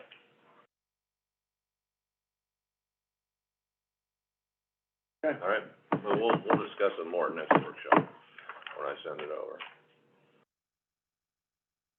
Next up, Julie Green. Wanted to mention I'll be at the floodplain conference on behalf of the commissioners tomorrow and Thursday.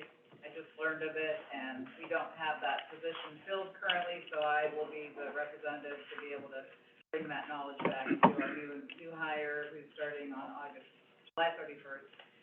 And, just wanted to mention that, I did speak with FEMA this past week regarding the floodplain studies that we were talking about. We're finalizing the scope of work with MS Consultants, so I should be able to get you a price, related to the ARP, funding that was allocated.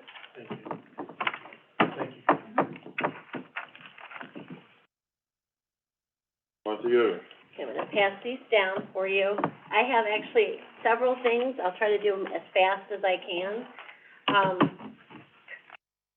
Paula, since I have several things, you can keep the folder for the other commissioner.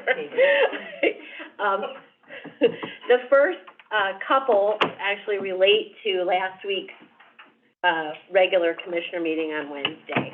At that meeting, there were some issues that were raised. And I actually, the first one that I'm going to address, I actually had a little bit of trouble following what the issue was, or I would have dealt with it within the meeting, and I want to reiterate that I had no problem hearing her. I just didn't follow her.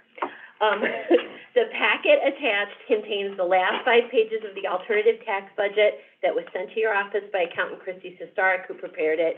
I've confirmed with the clerk that the entire package was presented to each of you.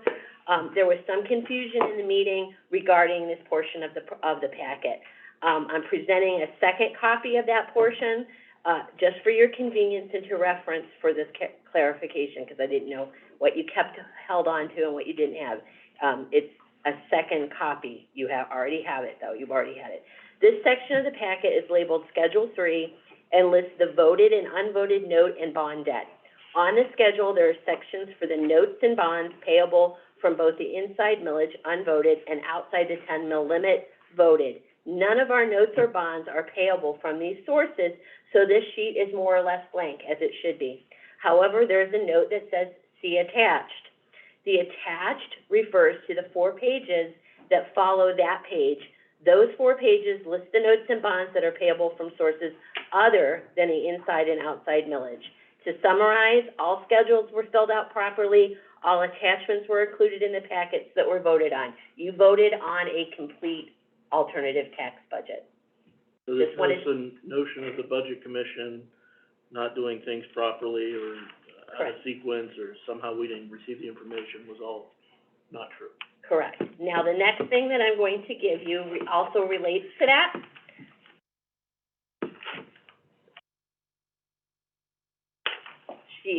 The other commissioner referenced having minutes for us to waive the budget and use the alternative tax budget. This was done, November 13th, 2002. You have a copy of those minutes. You also have a copy with it, opinion from Attorney Danzo. I'm not gonna read the whole thing to you, but I will read, because I know that there may be a question as to whether waiving that budget process and utilizing the alternative tax budget 21 years ago is applicable now. And so I, inquired with Attorney Danzo. He wrote me a letter. I'm not gonna read the whole thing, but I did, highlight the important part of it, and I'll read it, at least actually a little bit part of that.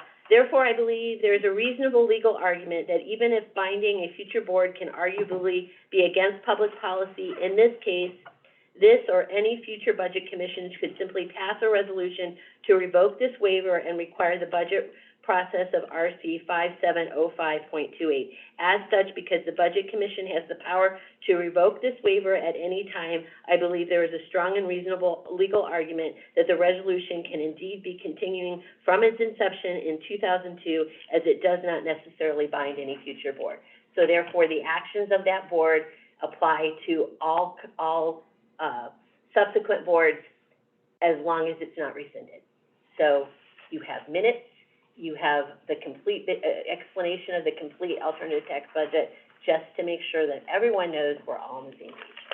Okay, so there were minutes for the meeting you had, where you raised that somewhere? That's on the very front of that second handout. Those are the minutes from the 2002 meeting, where the budget process was waived and the alternative tax budget was chosen. All right? Because you guys have another meeting. No, we did recently. not, but that's the legal opinion that's attached to that from Attorney Danzo. This action in 2002 is binding until it's rescinded by our board. It was never rescinded, so it is still in effect. Okay. Got it? We're going to address whether we want to start doing it annually or not at our meeting in August. But for now, this is legal. He said it's defensible. Okay. So it was a big waste of a lot of people's time to find out we were doing things correctly. Yep. A lot of offices involved in this, prosecutor, your office again, just to prove that what you did was right. Okay. Cost Which money. could have been researched and not brought up at a public meeting. Certainly, it could have been an email to me. A lot of things, if I just may add, a lot of things could be researched and done prior to.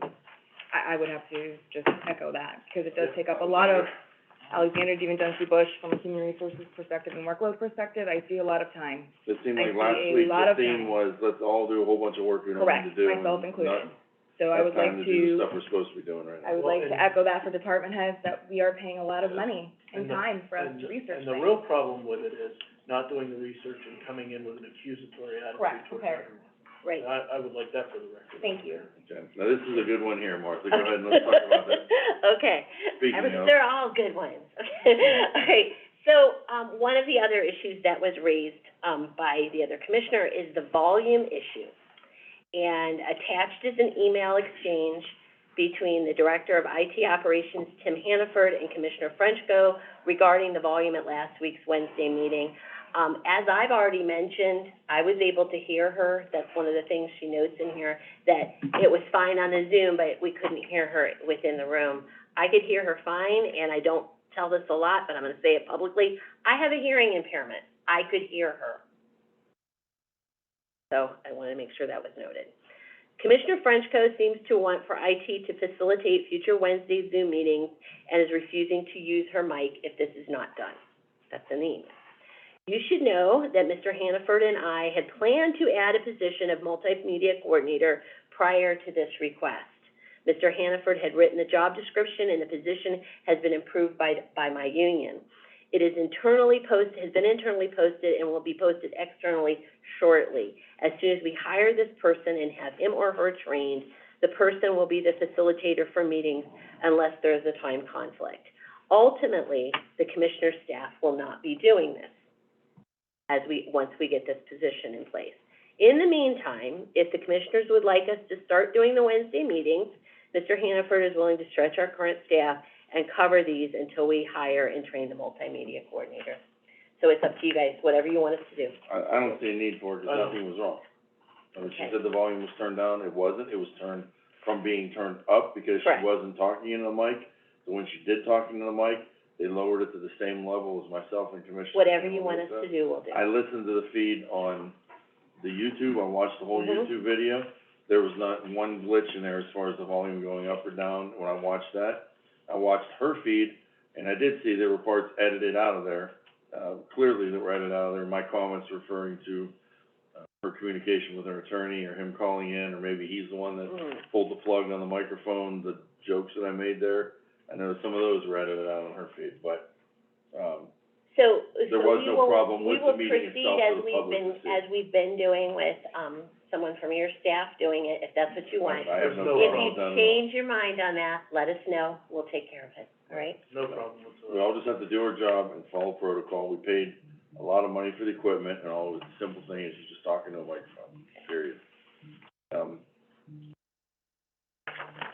My last thing, and Tim can come and help me with that. Okay. If I don't fall over, Tim can come help me out.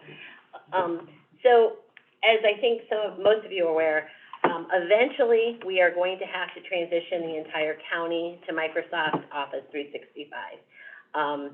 This is done on a subscription basis, so it's a little different. You know, in the old days, we would pay for a license and then that would be it, right? Now we pay, on a monthly basis, a subscription fee. The cost is estimated to be about $22 per month per email address. And I have a spreadsheet attached to that, which gives some estimates of what it's going to cost per elected official, per department. That's based on what we know as email addresses, as far as the number of email addresses. In talking to specifically Julie today, we realized we probably have more out there than we need for some of these departments. So we're probably gonna need to maybe pare this down a bit for you guys so that you have a more accurate one, but that gives you an idea of what it's gonna cost. My position at the auditor's office is that the cost of the subscriptions should be borne by the individual elected offices and departments. Be divided up. It should not be something that's borne by one official or one department. And it's very easily borne and very easily tracked because we now have the $22 per email per month. We have that as it's actually slightly less. We budgeted a little bit more, but it's like 21 and change, right? Correct. Okay, and Director, Hannaford can explain a little bit of how we got to that cost when he talks a little bit more. And we've begun the transition within, the department. So IT currently is on 365 and the GIS tax map. And we've done that to work out, or I should say, Tim has done that to work out deployment issues and as well as some other things. He's going to address a little bit more about Office 365. Tim Hannaford, Trumbull County IT. To add to Martha's note, I my staff is the ones that are doing most of the heavy lifting on this. I have probably one of the better staffs within the county. That's my own personal opinion. So this is part of an ongoing project. It's been several years in the making. One of our big issues was we needed to get our county infrastructure to actually help support making this transition.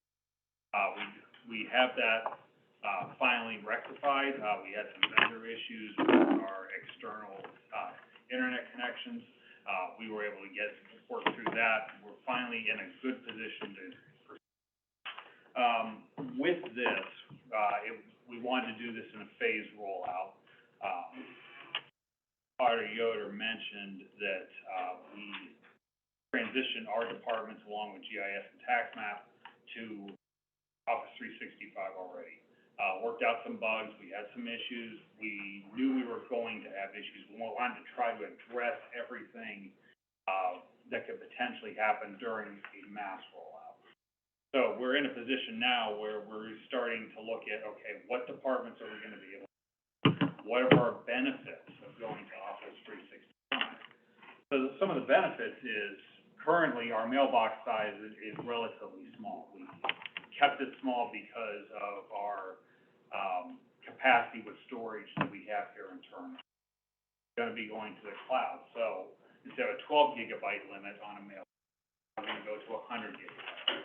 So we've had issues with many different departments, many different users not being able to keep all their email, or having to keep their email in different forms. So now this is gonna rectify those problems. OneDrive is gonna give everybody county use storage of 1 terabyte. We could not reasonably do this internally. This is gonna give us that 1 terabyte of storage for everybody to be able to use and be able to utilize. It also gives the ability to access files and folders externally for people here. If you're at home, you need to access a report, you need to access a document, you get on your computer, you're able to log in, you're able to do that. There's no, hey, I have to remote into the county network. It's all shared up within Microsoft's cloud. Same protection, though, that we have here. We still grab that username password. Okay. So then, with that as well, we're going to get the ability of SharePoint and Teams meetings, Teams, you can messaging, you can share files through Teams. SharePoint is going to be a great tool for any type of collaboration between departments, with departments sharing documents, making changes to documents. It's really going to benefit the county. So along with that, of course, it's going to be a little bit of a learning curve for everybody. Microsoft does offer a fairly robust training platform at no cost. The cost is built in with the licenses moving forward. Matter of fact, it's available to the general public right now. They have videos on several different areas of what changes have been made, how to take advantage of different things, different aspects of Office 365. You want to speak about the rollout for? Yeah, I want to talk about the rollout, but I also want to touch back to what you talked about with SharePoint and Teams and interdepartment collaboration and how important that is.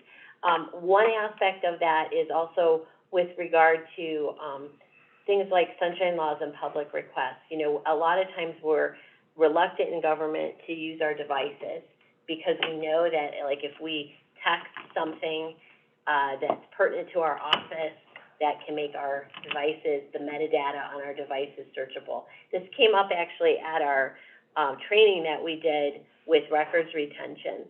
Because Microsoft Teams has that ability, that capacity to message, we can message and we can utilize it on we do one license, if you will, per email.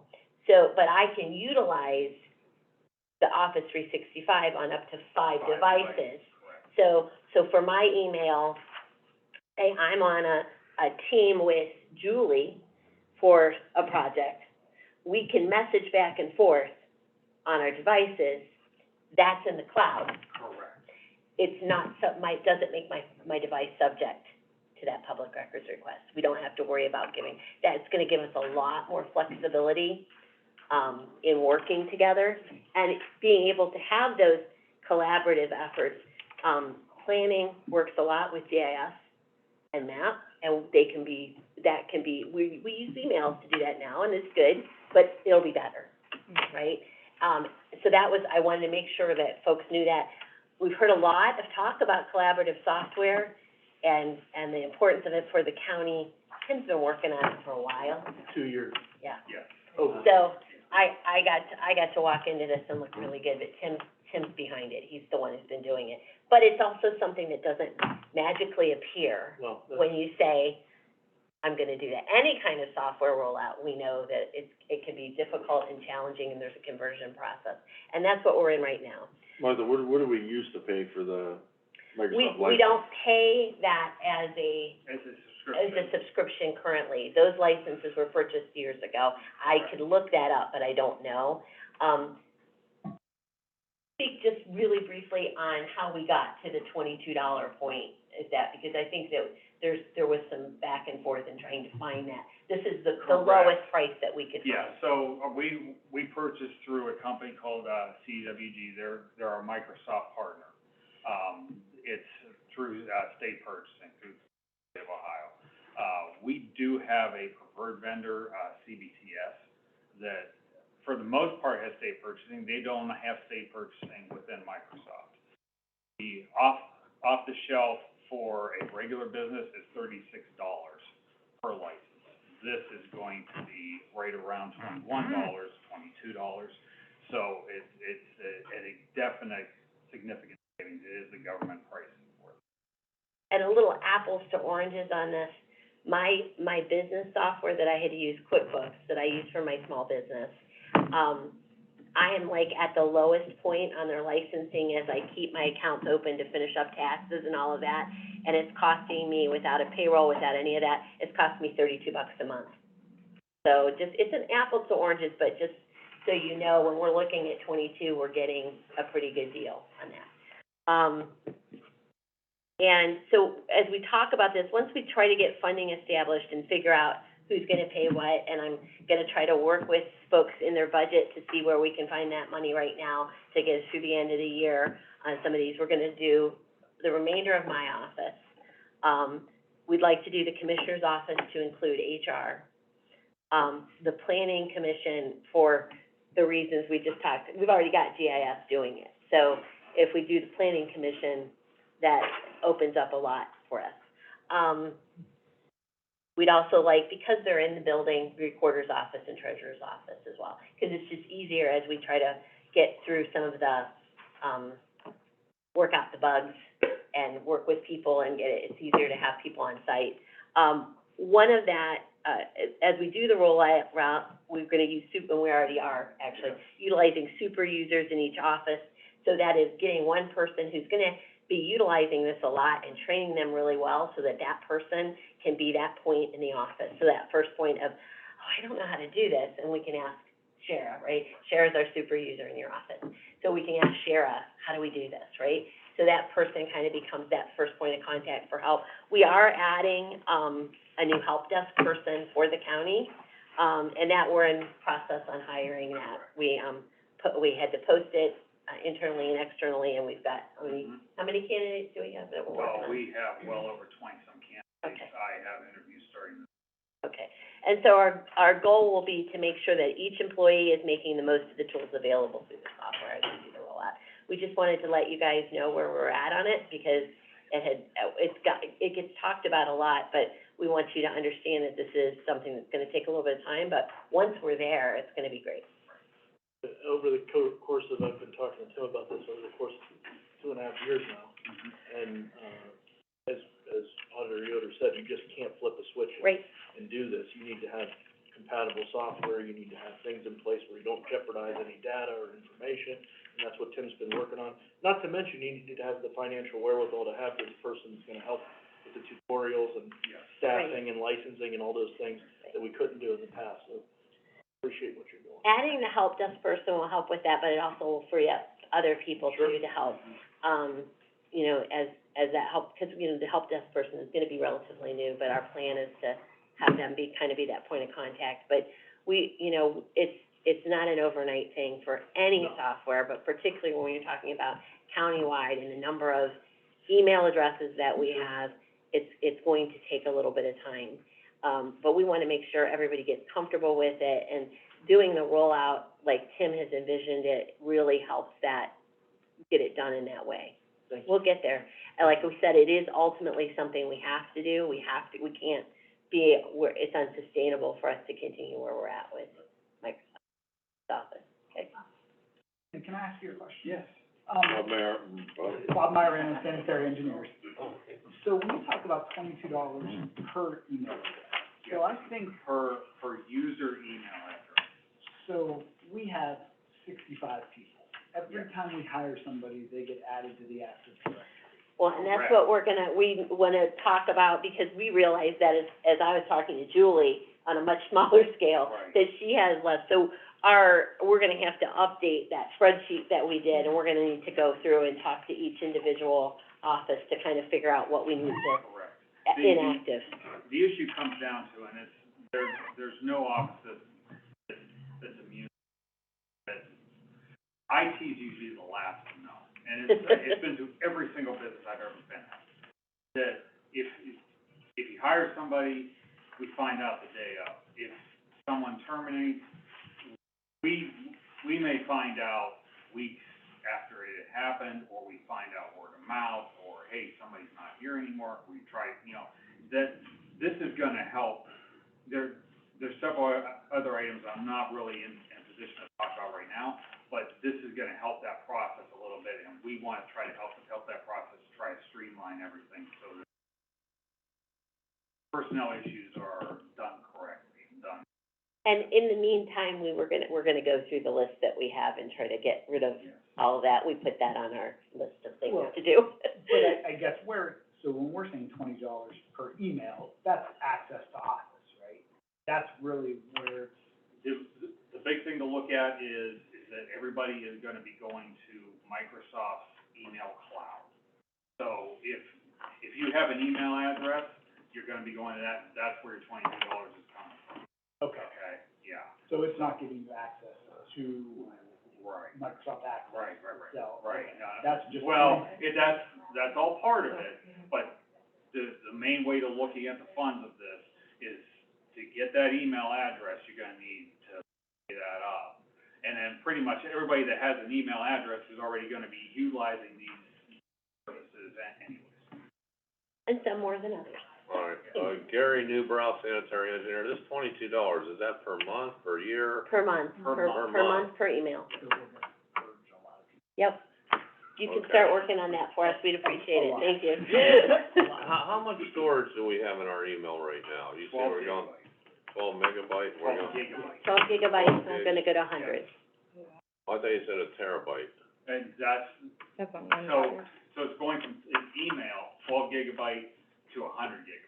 Okay, That's all right, quite a good. bit of email at 100 gigabyte. Okay, so we're not gonna get that message of your emails are full, do There something you with go. them. Yeah, I Okay. mean, if you grow to 100 Eventually we'll gigabyte, get there, okay, then you'll start seeing that, but okay. And some may see it, but most people probably won't. most people probably won't, yes. All right. My planning, so my issue right now is, and I think I heard this already, was we have inactive email accounts that I still need access to because our projects go on for years. We're gonna have to figure that out as to how we're gonna be able to properly transition those email addresses. It's all part of it, it's not something that you would have to pay for because it's no longer an active user. Yeah, it's been a challenge Yes. trying to search through them, Yes. not user-friendly. And I would say, just as a side note, that's something, I know recently we did put an out of office on there, that's something that we need to start doing more and more, is hey, you've got, you know, a month to understand you need to stop sending to this person is the new one. Right, but And due to records retention, we're required to keep emails Correct. for 5 years after Yeah. grant closeout, which means I have 20,000 emails in my, I can't Correct. get rid of them. Right, exactly, and that's what we're gonna have to work out, is how do we retain those emails? Yep. But Tim, this is human resources, but going forward, they'll be saved out to the cloud. So I think that's what people, if you could kind of bridge that gap. Right. So right now, it's a manual process where we have to do data backup. Yeah. But in the future, part of this package is that everything is already automatically backed up to the cloud, so you don't have to keep the 20,000 emails. Right. Thank you. It'll change our whole entire methodology of how we save stuff, how we file stuff, how we collaborate and share things together. I mean, it's very forward-thinking, and something that the state, I can attest to, has already done. JFS has been on these systems for years. We were forced to, and I can tell you, leaving JFS and coming here, I was, very disadvantaged. Yes, I actually felt like I went back about 20 years. So I'm really excited, and I will do anything, HR will do anything to help you guys spearhead this. She can be a superhero Oh, yeah. because she's already. And I think everybody should be really excited for it. I'm just throwing that out there. I mean, it's gonna open up a world of difference for our county and our department heads. Okay, thanks, Tim, thanks, Martha. I wanna skip ahead, Todd Lombardi's here from AVI. Sorry about that. I see you back there behind Gary, I'm texting you asking if you were coming to the meeting, you're sitting back there the whole time. Sorry I had to sit through all this. He's been working with me as far as the basement project. Phil Hart has made some repairs in the basement, he's prepping the walls, prepping the floor, making the space ready for the AVI marketplace. And I wanted you to come here with the other commissioner here, just so we're on the same page with two commissioners as far as, what we're doing down there, what you and I had talked about, and if you can just do a brief thing, an overview of what we discussed a little bit, so Commissioner Campbell Mason can hear it also. Definitely. Thanks for coming. Oh, you're very welcome. So are you familiar with the quote-unquote market concept? A little bit, but Okay. explain it a little bit for everybody here too. What it does is it replaces the traditional old-fashioned vending. So instead of having the vending machines where you put your money in, things get stuck, it's a cleaner, more modern, like convenience store type of feel. So you'll have a reach-in beverage cooler, reach-in food cooler, reach-in frozen cooler, and then like an open snack rack, kind of like what you would see in, I always tell everybody, like an airport. So you have all your snacks, small size, large size, those are all in shelves and on pegs on the snack rack. So basically you come in, you grab a sandwich, a beverage, a snack, and you go to a kiosk, you scan everything, and you pay for it that way. Like on the merit system, or? There is Oh, okay. cameras that That's what my monitor. next question. Everybody. Well, I get it. Yeah, there are cameras that monitor the market. Who's paying for it? So it's motion triggered, so once someone steps into that market, it picks up all the activity at the market. Typically, I mean, we really don't have a lot of theft issues with them. They pretty much, I always say they police themselves. We do. No, I guess I could envision just the worst case scenario sometime, I don't know. Right, no, I Part of my totally job. understand. Yeah. It's kinda like a hotel, if you go to a hotel and they have the little snack shelf next to it. Yeah, It kinda reminded me of that, or like you said, when you're in an airport and you go in a little convenience store, but it's got like the self-checkout type of thing. It's a really neat thing where you have a card, you pre-load the card with whatever you want on the card. He's got one right there. Everyone creates, it's called a market fee account, so you have a card. Or we can have your county ID, you can have a sticker on the back with the code, and just put that up to the window of the scanner, and boom, takes the money right out, and you're good to go, sit down and eat. And also with that, we wanna make it where it's a place where people can sit and eat. We're gonna have a television set down there, playing the Ohio News Network. We're gonna have charging stations, where if you wanna plug in your phones, you wanna, decompress, check your emails, We're also working with, we'll have to work with Martha's office, but Bill's looking and making sure we get the best internet reception down there, 'cause right now it's a little sketchy, so when you're down there, you can surf the internet, go play on your tablet, whatever, while you eat. The one thing that we're looking for department heads to is encourage employees to utilize it, 'cause this is a space where it's automatically gonna track, where if we're down to 3 Pepsis, the guy knows to refill when he comes in this week to bring more Pepsi. Or he's down to 4 Snickers bars, it automatically says, you know, we're out of these sandwiches, we're out of this ice cream, whatever. So it automatically will figure out what the order is, so when they come in, it'll always be stocked with the stuff people want. And then the stuff they don't want, the system will know not to order this anymore, let's replace it.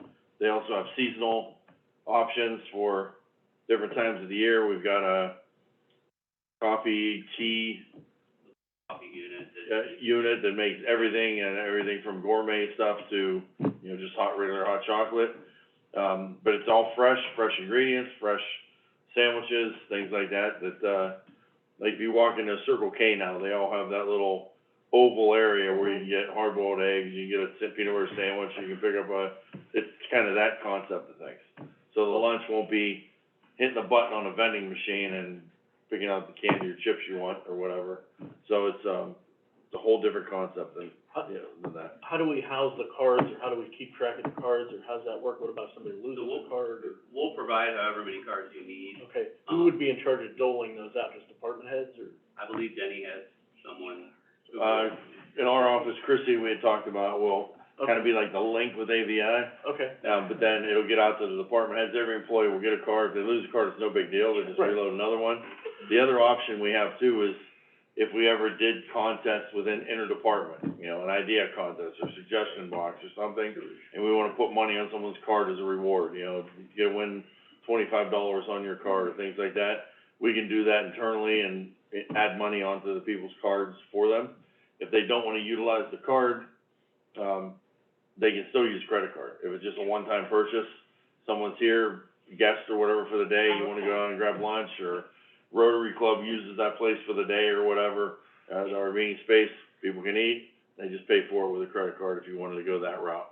Yeah, you don't have to always use the card, there's an app you can put on your phone, you can pay that Cool, way. very good. That's good. You don't have to have an account, like Denny said, you could use credit or debit. Oh, that's good. It just won't have, there'll be no Apple live Pay, money, Google there's Pay. no like money box down there for Right. someone to steal. Right. How do you get this box loaded? So what you'll do is you'll create a Market C account. Create an account on your phone, just put it in from your bank account or your credit card, load it onto there, and just like that Turnpike Easy Reader, you know, you preload it with whatever, and when it runs out, it automatically comes off your card, or tells you gotta put more money in. Okay. It's that type of concept. We would help everybody the first couple days, or usually it's a 2-day install. That second day, when we bring all the food in, we could have, some of our team members on site to help you, you know, set up an account. But the instructions on how to set up an account are always posted. Pretty simple. I talked to a guy the other day from a plastic factory in Middlefield, and they have this exact same thing. And I said, man, this is great, since they put that in, no one leaves for lunch, everything they need is right there. You want a hot sandwich or a cold sandwich or a good coffee, it's all right there. And that's one thing, to make this thing feasible, there's no cost to us, no cost to the county at all. We don't pay anything for this, it's something that they're providing. But we want people to utilize it. You know, we wanna reach out to our department heads to encourage their employees to use this. The corrections officers, the jail, the judges, employees across the street. You know, I've envisioned this being a Trumbull County cafe or whatever, and we'll have it, so they come in there, it's a nice place to decompress, relax, get a good breakfast, lunch, or dinner, and they will have breakfast things too. So if someone comes in the morning and they want a sausage and egg biscuit or whatever, they can get that out there and pop it in one of the microwaves they have there and get their coffee, orange juice or whatever, and hopefully, be a morale booster, but convenient at the same time. What we have now is, if anyone leaves for lunch, you know, we're gonna park around back, by the time you get to your car, then you walk back up from your car and you drive to wherever it is. It's really limiting on the time you really have to relax on your break, relax on your lunch. I think this will maximize their break time, in essence, they can be down there in 4 minutes from anywhere in the building and do their thing, relax, and get back to their workplace and not have to worry about parking the car again, and that type of stuff. Just a whole different concept, and it started by the machines down there just not working right. I went down there and I hit a button for this, and I got this, and then it ate my money the next time, and I talked to the girls over in Passport across the way, and they're like, they laughed at me, they're like, it happens all the time that way, it's, you know, it's a mystery guess what you get. And I said, we can't put up with that, and then I looked around the conditions, and it's like, we're in a wet basement with water dripping from the ceiling, it's like, this is where we want our employees to go take a break, it was horrible. So, that's where I came up with that, but I just wanna make sure along the process that I don't bite more than I can chew, and then I have the agreement with the second commissioner that this is, we're no full cost go to the with county. everything to make sure No. we're with that. There was, One last note, there is a very similar setup in Buffalo, New York. The jail, the commissioner's office, the courthouse, they have a market, and it does really, really good, so I think it's gonna be. anyone else have any questions on that? Yes. On the law enforcement side of this, so if civilians are going in, because everybody's gonna know who the county employees are, but on civilians coming in, somebody a card reader to go through, so you know who's in there, because as soon as they shoplift and run out the door, you're gonna be going to law enforcement, who is this person, they've been here 10 times and we're up, you know, however much money. I understand it doesn't go to them, but it's gonna go to you guys. Right. Does anybody do any type of, like the double card, so you know who's coming in, like it either has to be your driver's license or something to hit a card to enter the market? No, I don't think we weren't planning to set it up that way, anything to enter the market. I was just curious, that, Yeah, because I you know how understand. everybody's Right. going, has anybody? And I guess where they have it too, they have the same thing, someone can walk in a business and do that, someone can walk in the hospital and do that. Since it was I don't know in if theft the is- area, I didn't know if you could do it that way with a scanner to automatically scan as they go in, that'll stop the theft, Right, because you're gonna know who they are. right. I think you need to get out of the jail for a day or two, and get around some real people, back to the real world. As you guys are saying this, I'm like, okay, 36 years in law enforcement, we're gonna be getting calls on this, okay? So I thought it stopped it before it even starts, Yeah, no, you'll never have a theft I there. see what you're saying, yeah. You know what I mean? Oh, exactly, If everything's being run, pull one of those scanners to enter the door. yeah. You don't go in with one, somebody's in the know, somebody's in there, and it's easy to be able to find out. You're gonna know all of us, Yeah. you're just not gonna know that. But I mean, how often does the public actually go into our basement, you know, in the building, in the elevator, Okay, for downstairs? extra meetings and stuff like that, Yeah, they have to get through security first to go in. to get into the building. So it's gonna be done security though, okay, so I just was like, come on, people, if there's a way, they'll. Oh, you're absolutely right, in criminal mind, it'll be easy pickings or something that way, They're but going, who is that person, and the next thing I know, we'll be getting a picture of a person in there. we'll just have to send them over and see if it's one of your regulars, and if you recognize Honestly, it. I was asked those same questions when I was trying to sell this. Yeah. And we figure up to 1.5% of loss, so it's already figured in there. Already figured in, yes. Yeah, which we really don't ever go over that. That's pretty cool. So I was asked all these questions, and my answer was the same thing, well, they have to go through security. See, I didn't know the to get exact in. location of it, Yeah. but there is Yeah. deputies at the door. Yeah, so we that you generally can't have get in that the in, building and then without- just coming in the door. Okay, that's pretty cool. And the way we review footage is, when we do inventory once a month, that's where Then you start to look and see that. a case of pop came in, 24 bottles are gone, but only 12 sold. So at that point, we review the footage, Oh, yeah, what's that? oh, yeah. There will be some loss. But there are instances too where some people grab something, start a conversation, forget to pay. So we see that, and I mean. Yeah, right. Well, we've all been there too, where the machine gave you 2 bags of chips instead of 1, it's not like you Yeah. mail a bag back to the company, Right, I mean, exactly. things happen. It's a great idea, Yeah. but I just was curious about that. But, We've been doing these for 10, 15 years, and I, from my understanding, we've only pulled one because of theft. Commissioner, I'd like for you, when the meeting's done, if you can, just to run downstairs, look at the color schemes where they put them on the wall. Oh, There you are want me to color- look at the colors, I know. Well, there are color recommendations from ABI, and I've got some feedback that, whoa, we got way too many colors, this is like romper room, kids' playroom. Oh, What, you might like that. what do we wanna see, they have a concept thing, they gave us the color palette, Okay. and I think we picked every color you gave us and put one on each wall, and I wanna make sure, when you look at it, and Commissioner, when you look at it, it isn't, like, let's back off here a little bit, this is a little too. Well, I thought that was vandalism. That's what we said, we're gonna get someone out of the jail to paint the sign and everything, but, I do wanna, you know, commend Bill, he's getting it done on the painting, he's working, maybe he had to find the right furniture for down there to make it look like we all match, he's getting the floor stripped, and putting all the updates in that we need, so it'll be a nice facility, at a cheap cost. And then, rather than painting on the wall, we're looking to get a vinyl sticker that could be put on plexiglass to hang, that says, you know, Trumbull County Cafe or whatever, and I'm reaching out to Rick Muccio from the Tribune to see maybe if he can do our picture with the picture of the courthouse and, you know, do his thing that he does maybe there. And, then we can turn it into a vinyl sticker and put it on plexiglass. Still call it Denny. I think that's taken. Almost spell it. So we're good to go with this, we're good to go. I know Bill had a, you know, small slush budget or whatever to get it done, just wanna make sure you're on board. Oh, yeah, absolutely. Okay. Anything else for the good of the county? Yes, sir, Mr. Gargano. Yes, John Gargano, JFS. Commissioners, I brought to your attention, over a month ago, the, problem with the security agreement with the Sheriff's Department. I've been looking into that. I've, had discussions with, the Sheriff's Department, also with the, Bill Danzo and Jason Toth. Originally thought that there would be an agreement between the Commissioner's Office and the Sheriff's, to provide that service, and then there would be a separate, agreement between, JFS, CSEA, with the Commissioners in, reimbursing for that.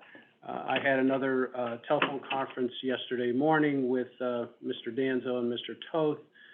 They feel that the, agreement between you and the Sheriff's Department would be, unnecessary, because, you are the owners of the buildings, and therefore, and I'm a department under, your control.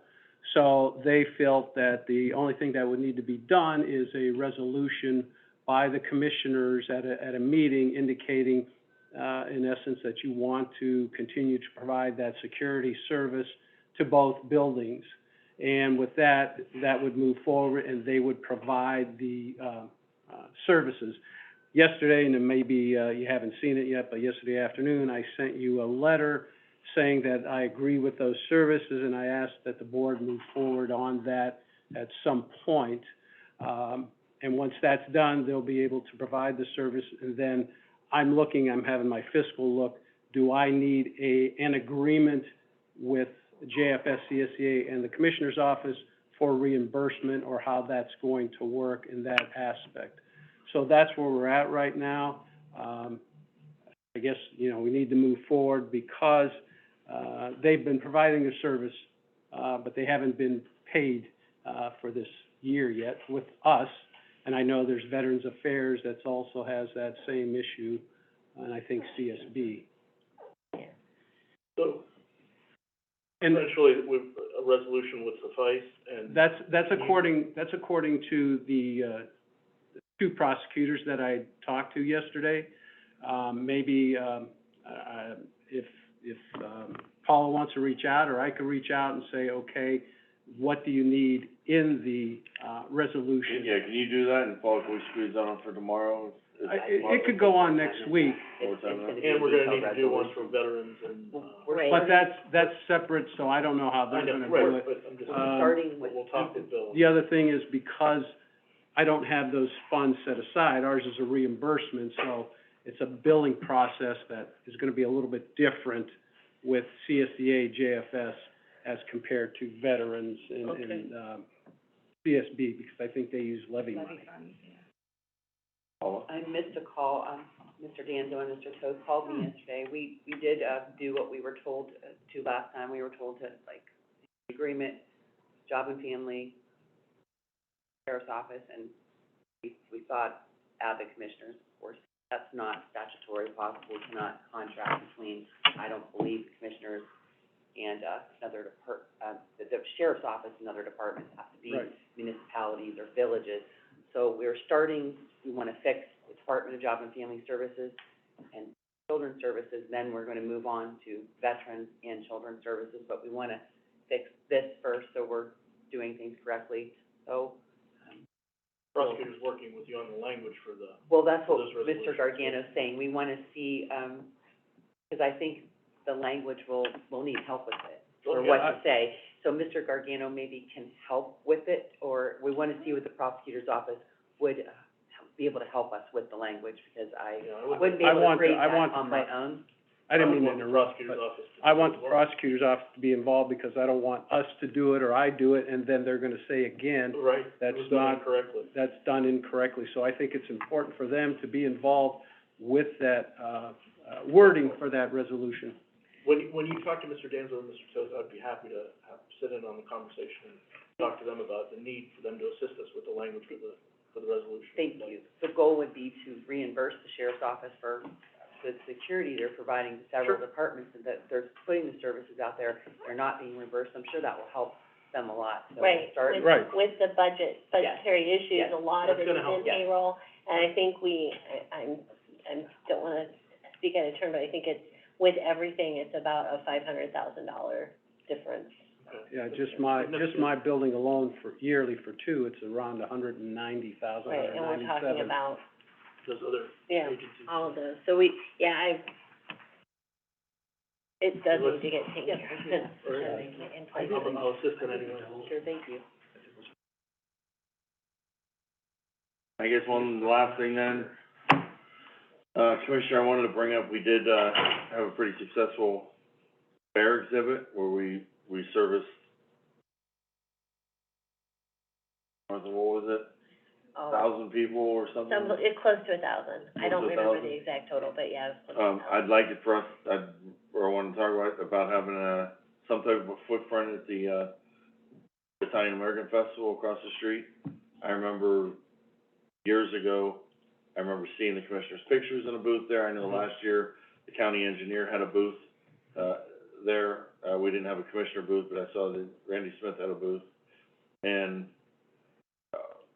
and continuing the outreach and the transparency theme that we're on right now, I wanted to talk about the possibility of us having a booth there. It's $175 Thursday, Friday, Saturday, Sunday, and how we would staff it, man it. Yeah, I got that letter and I haven't looked at it yet, unfortunately. I know that came from me from the Italian American Committee, but, I was here, but, I'm not against it.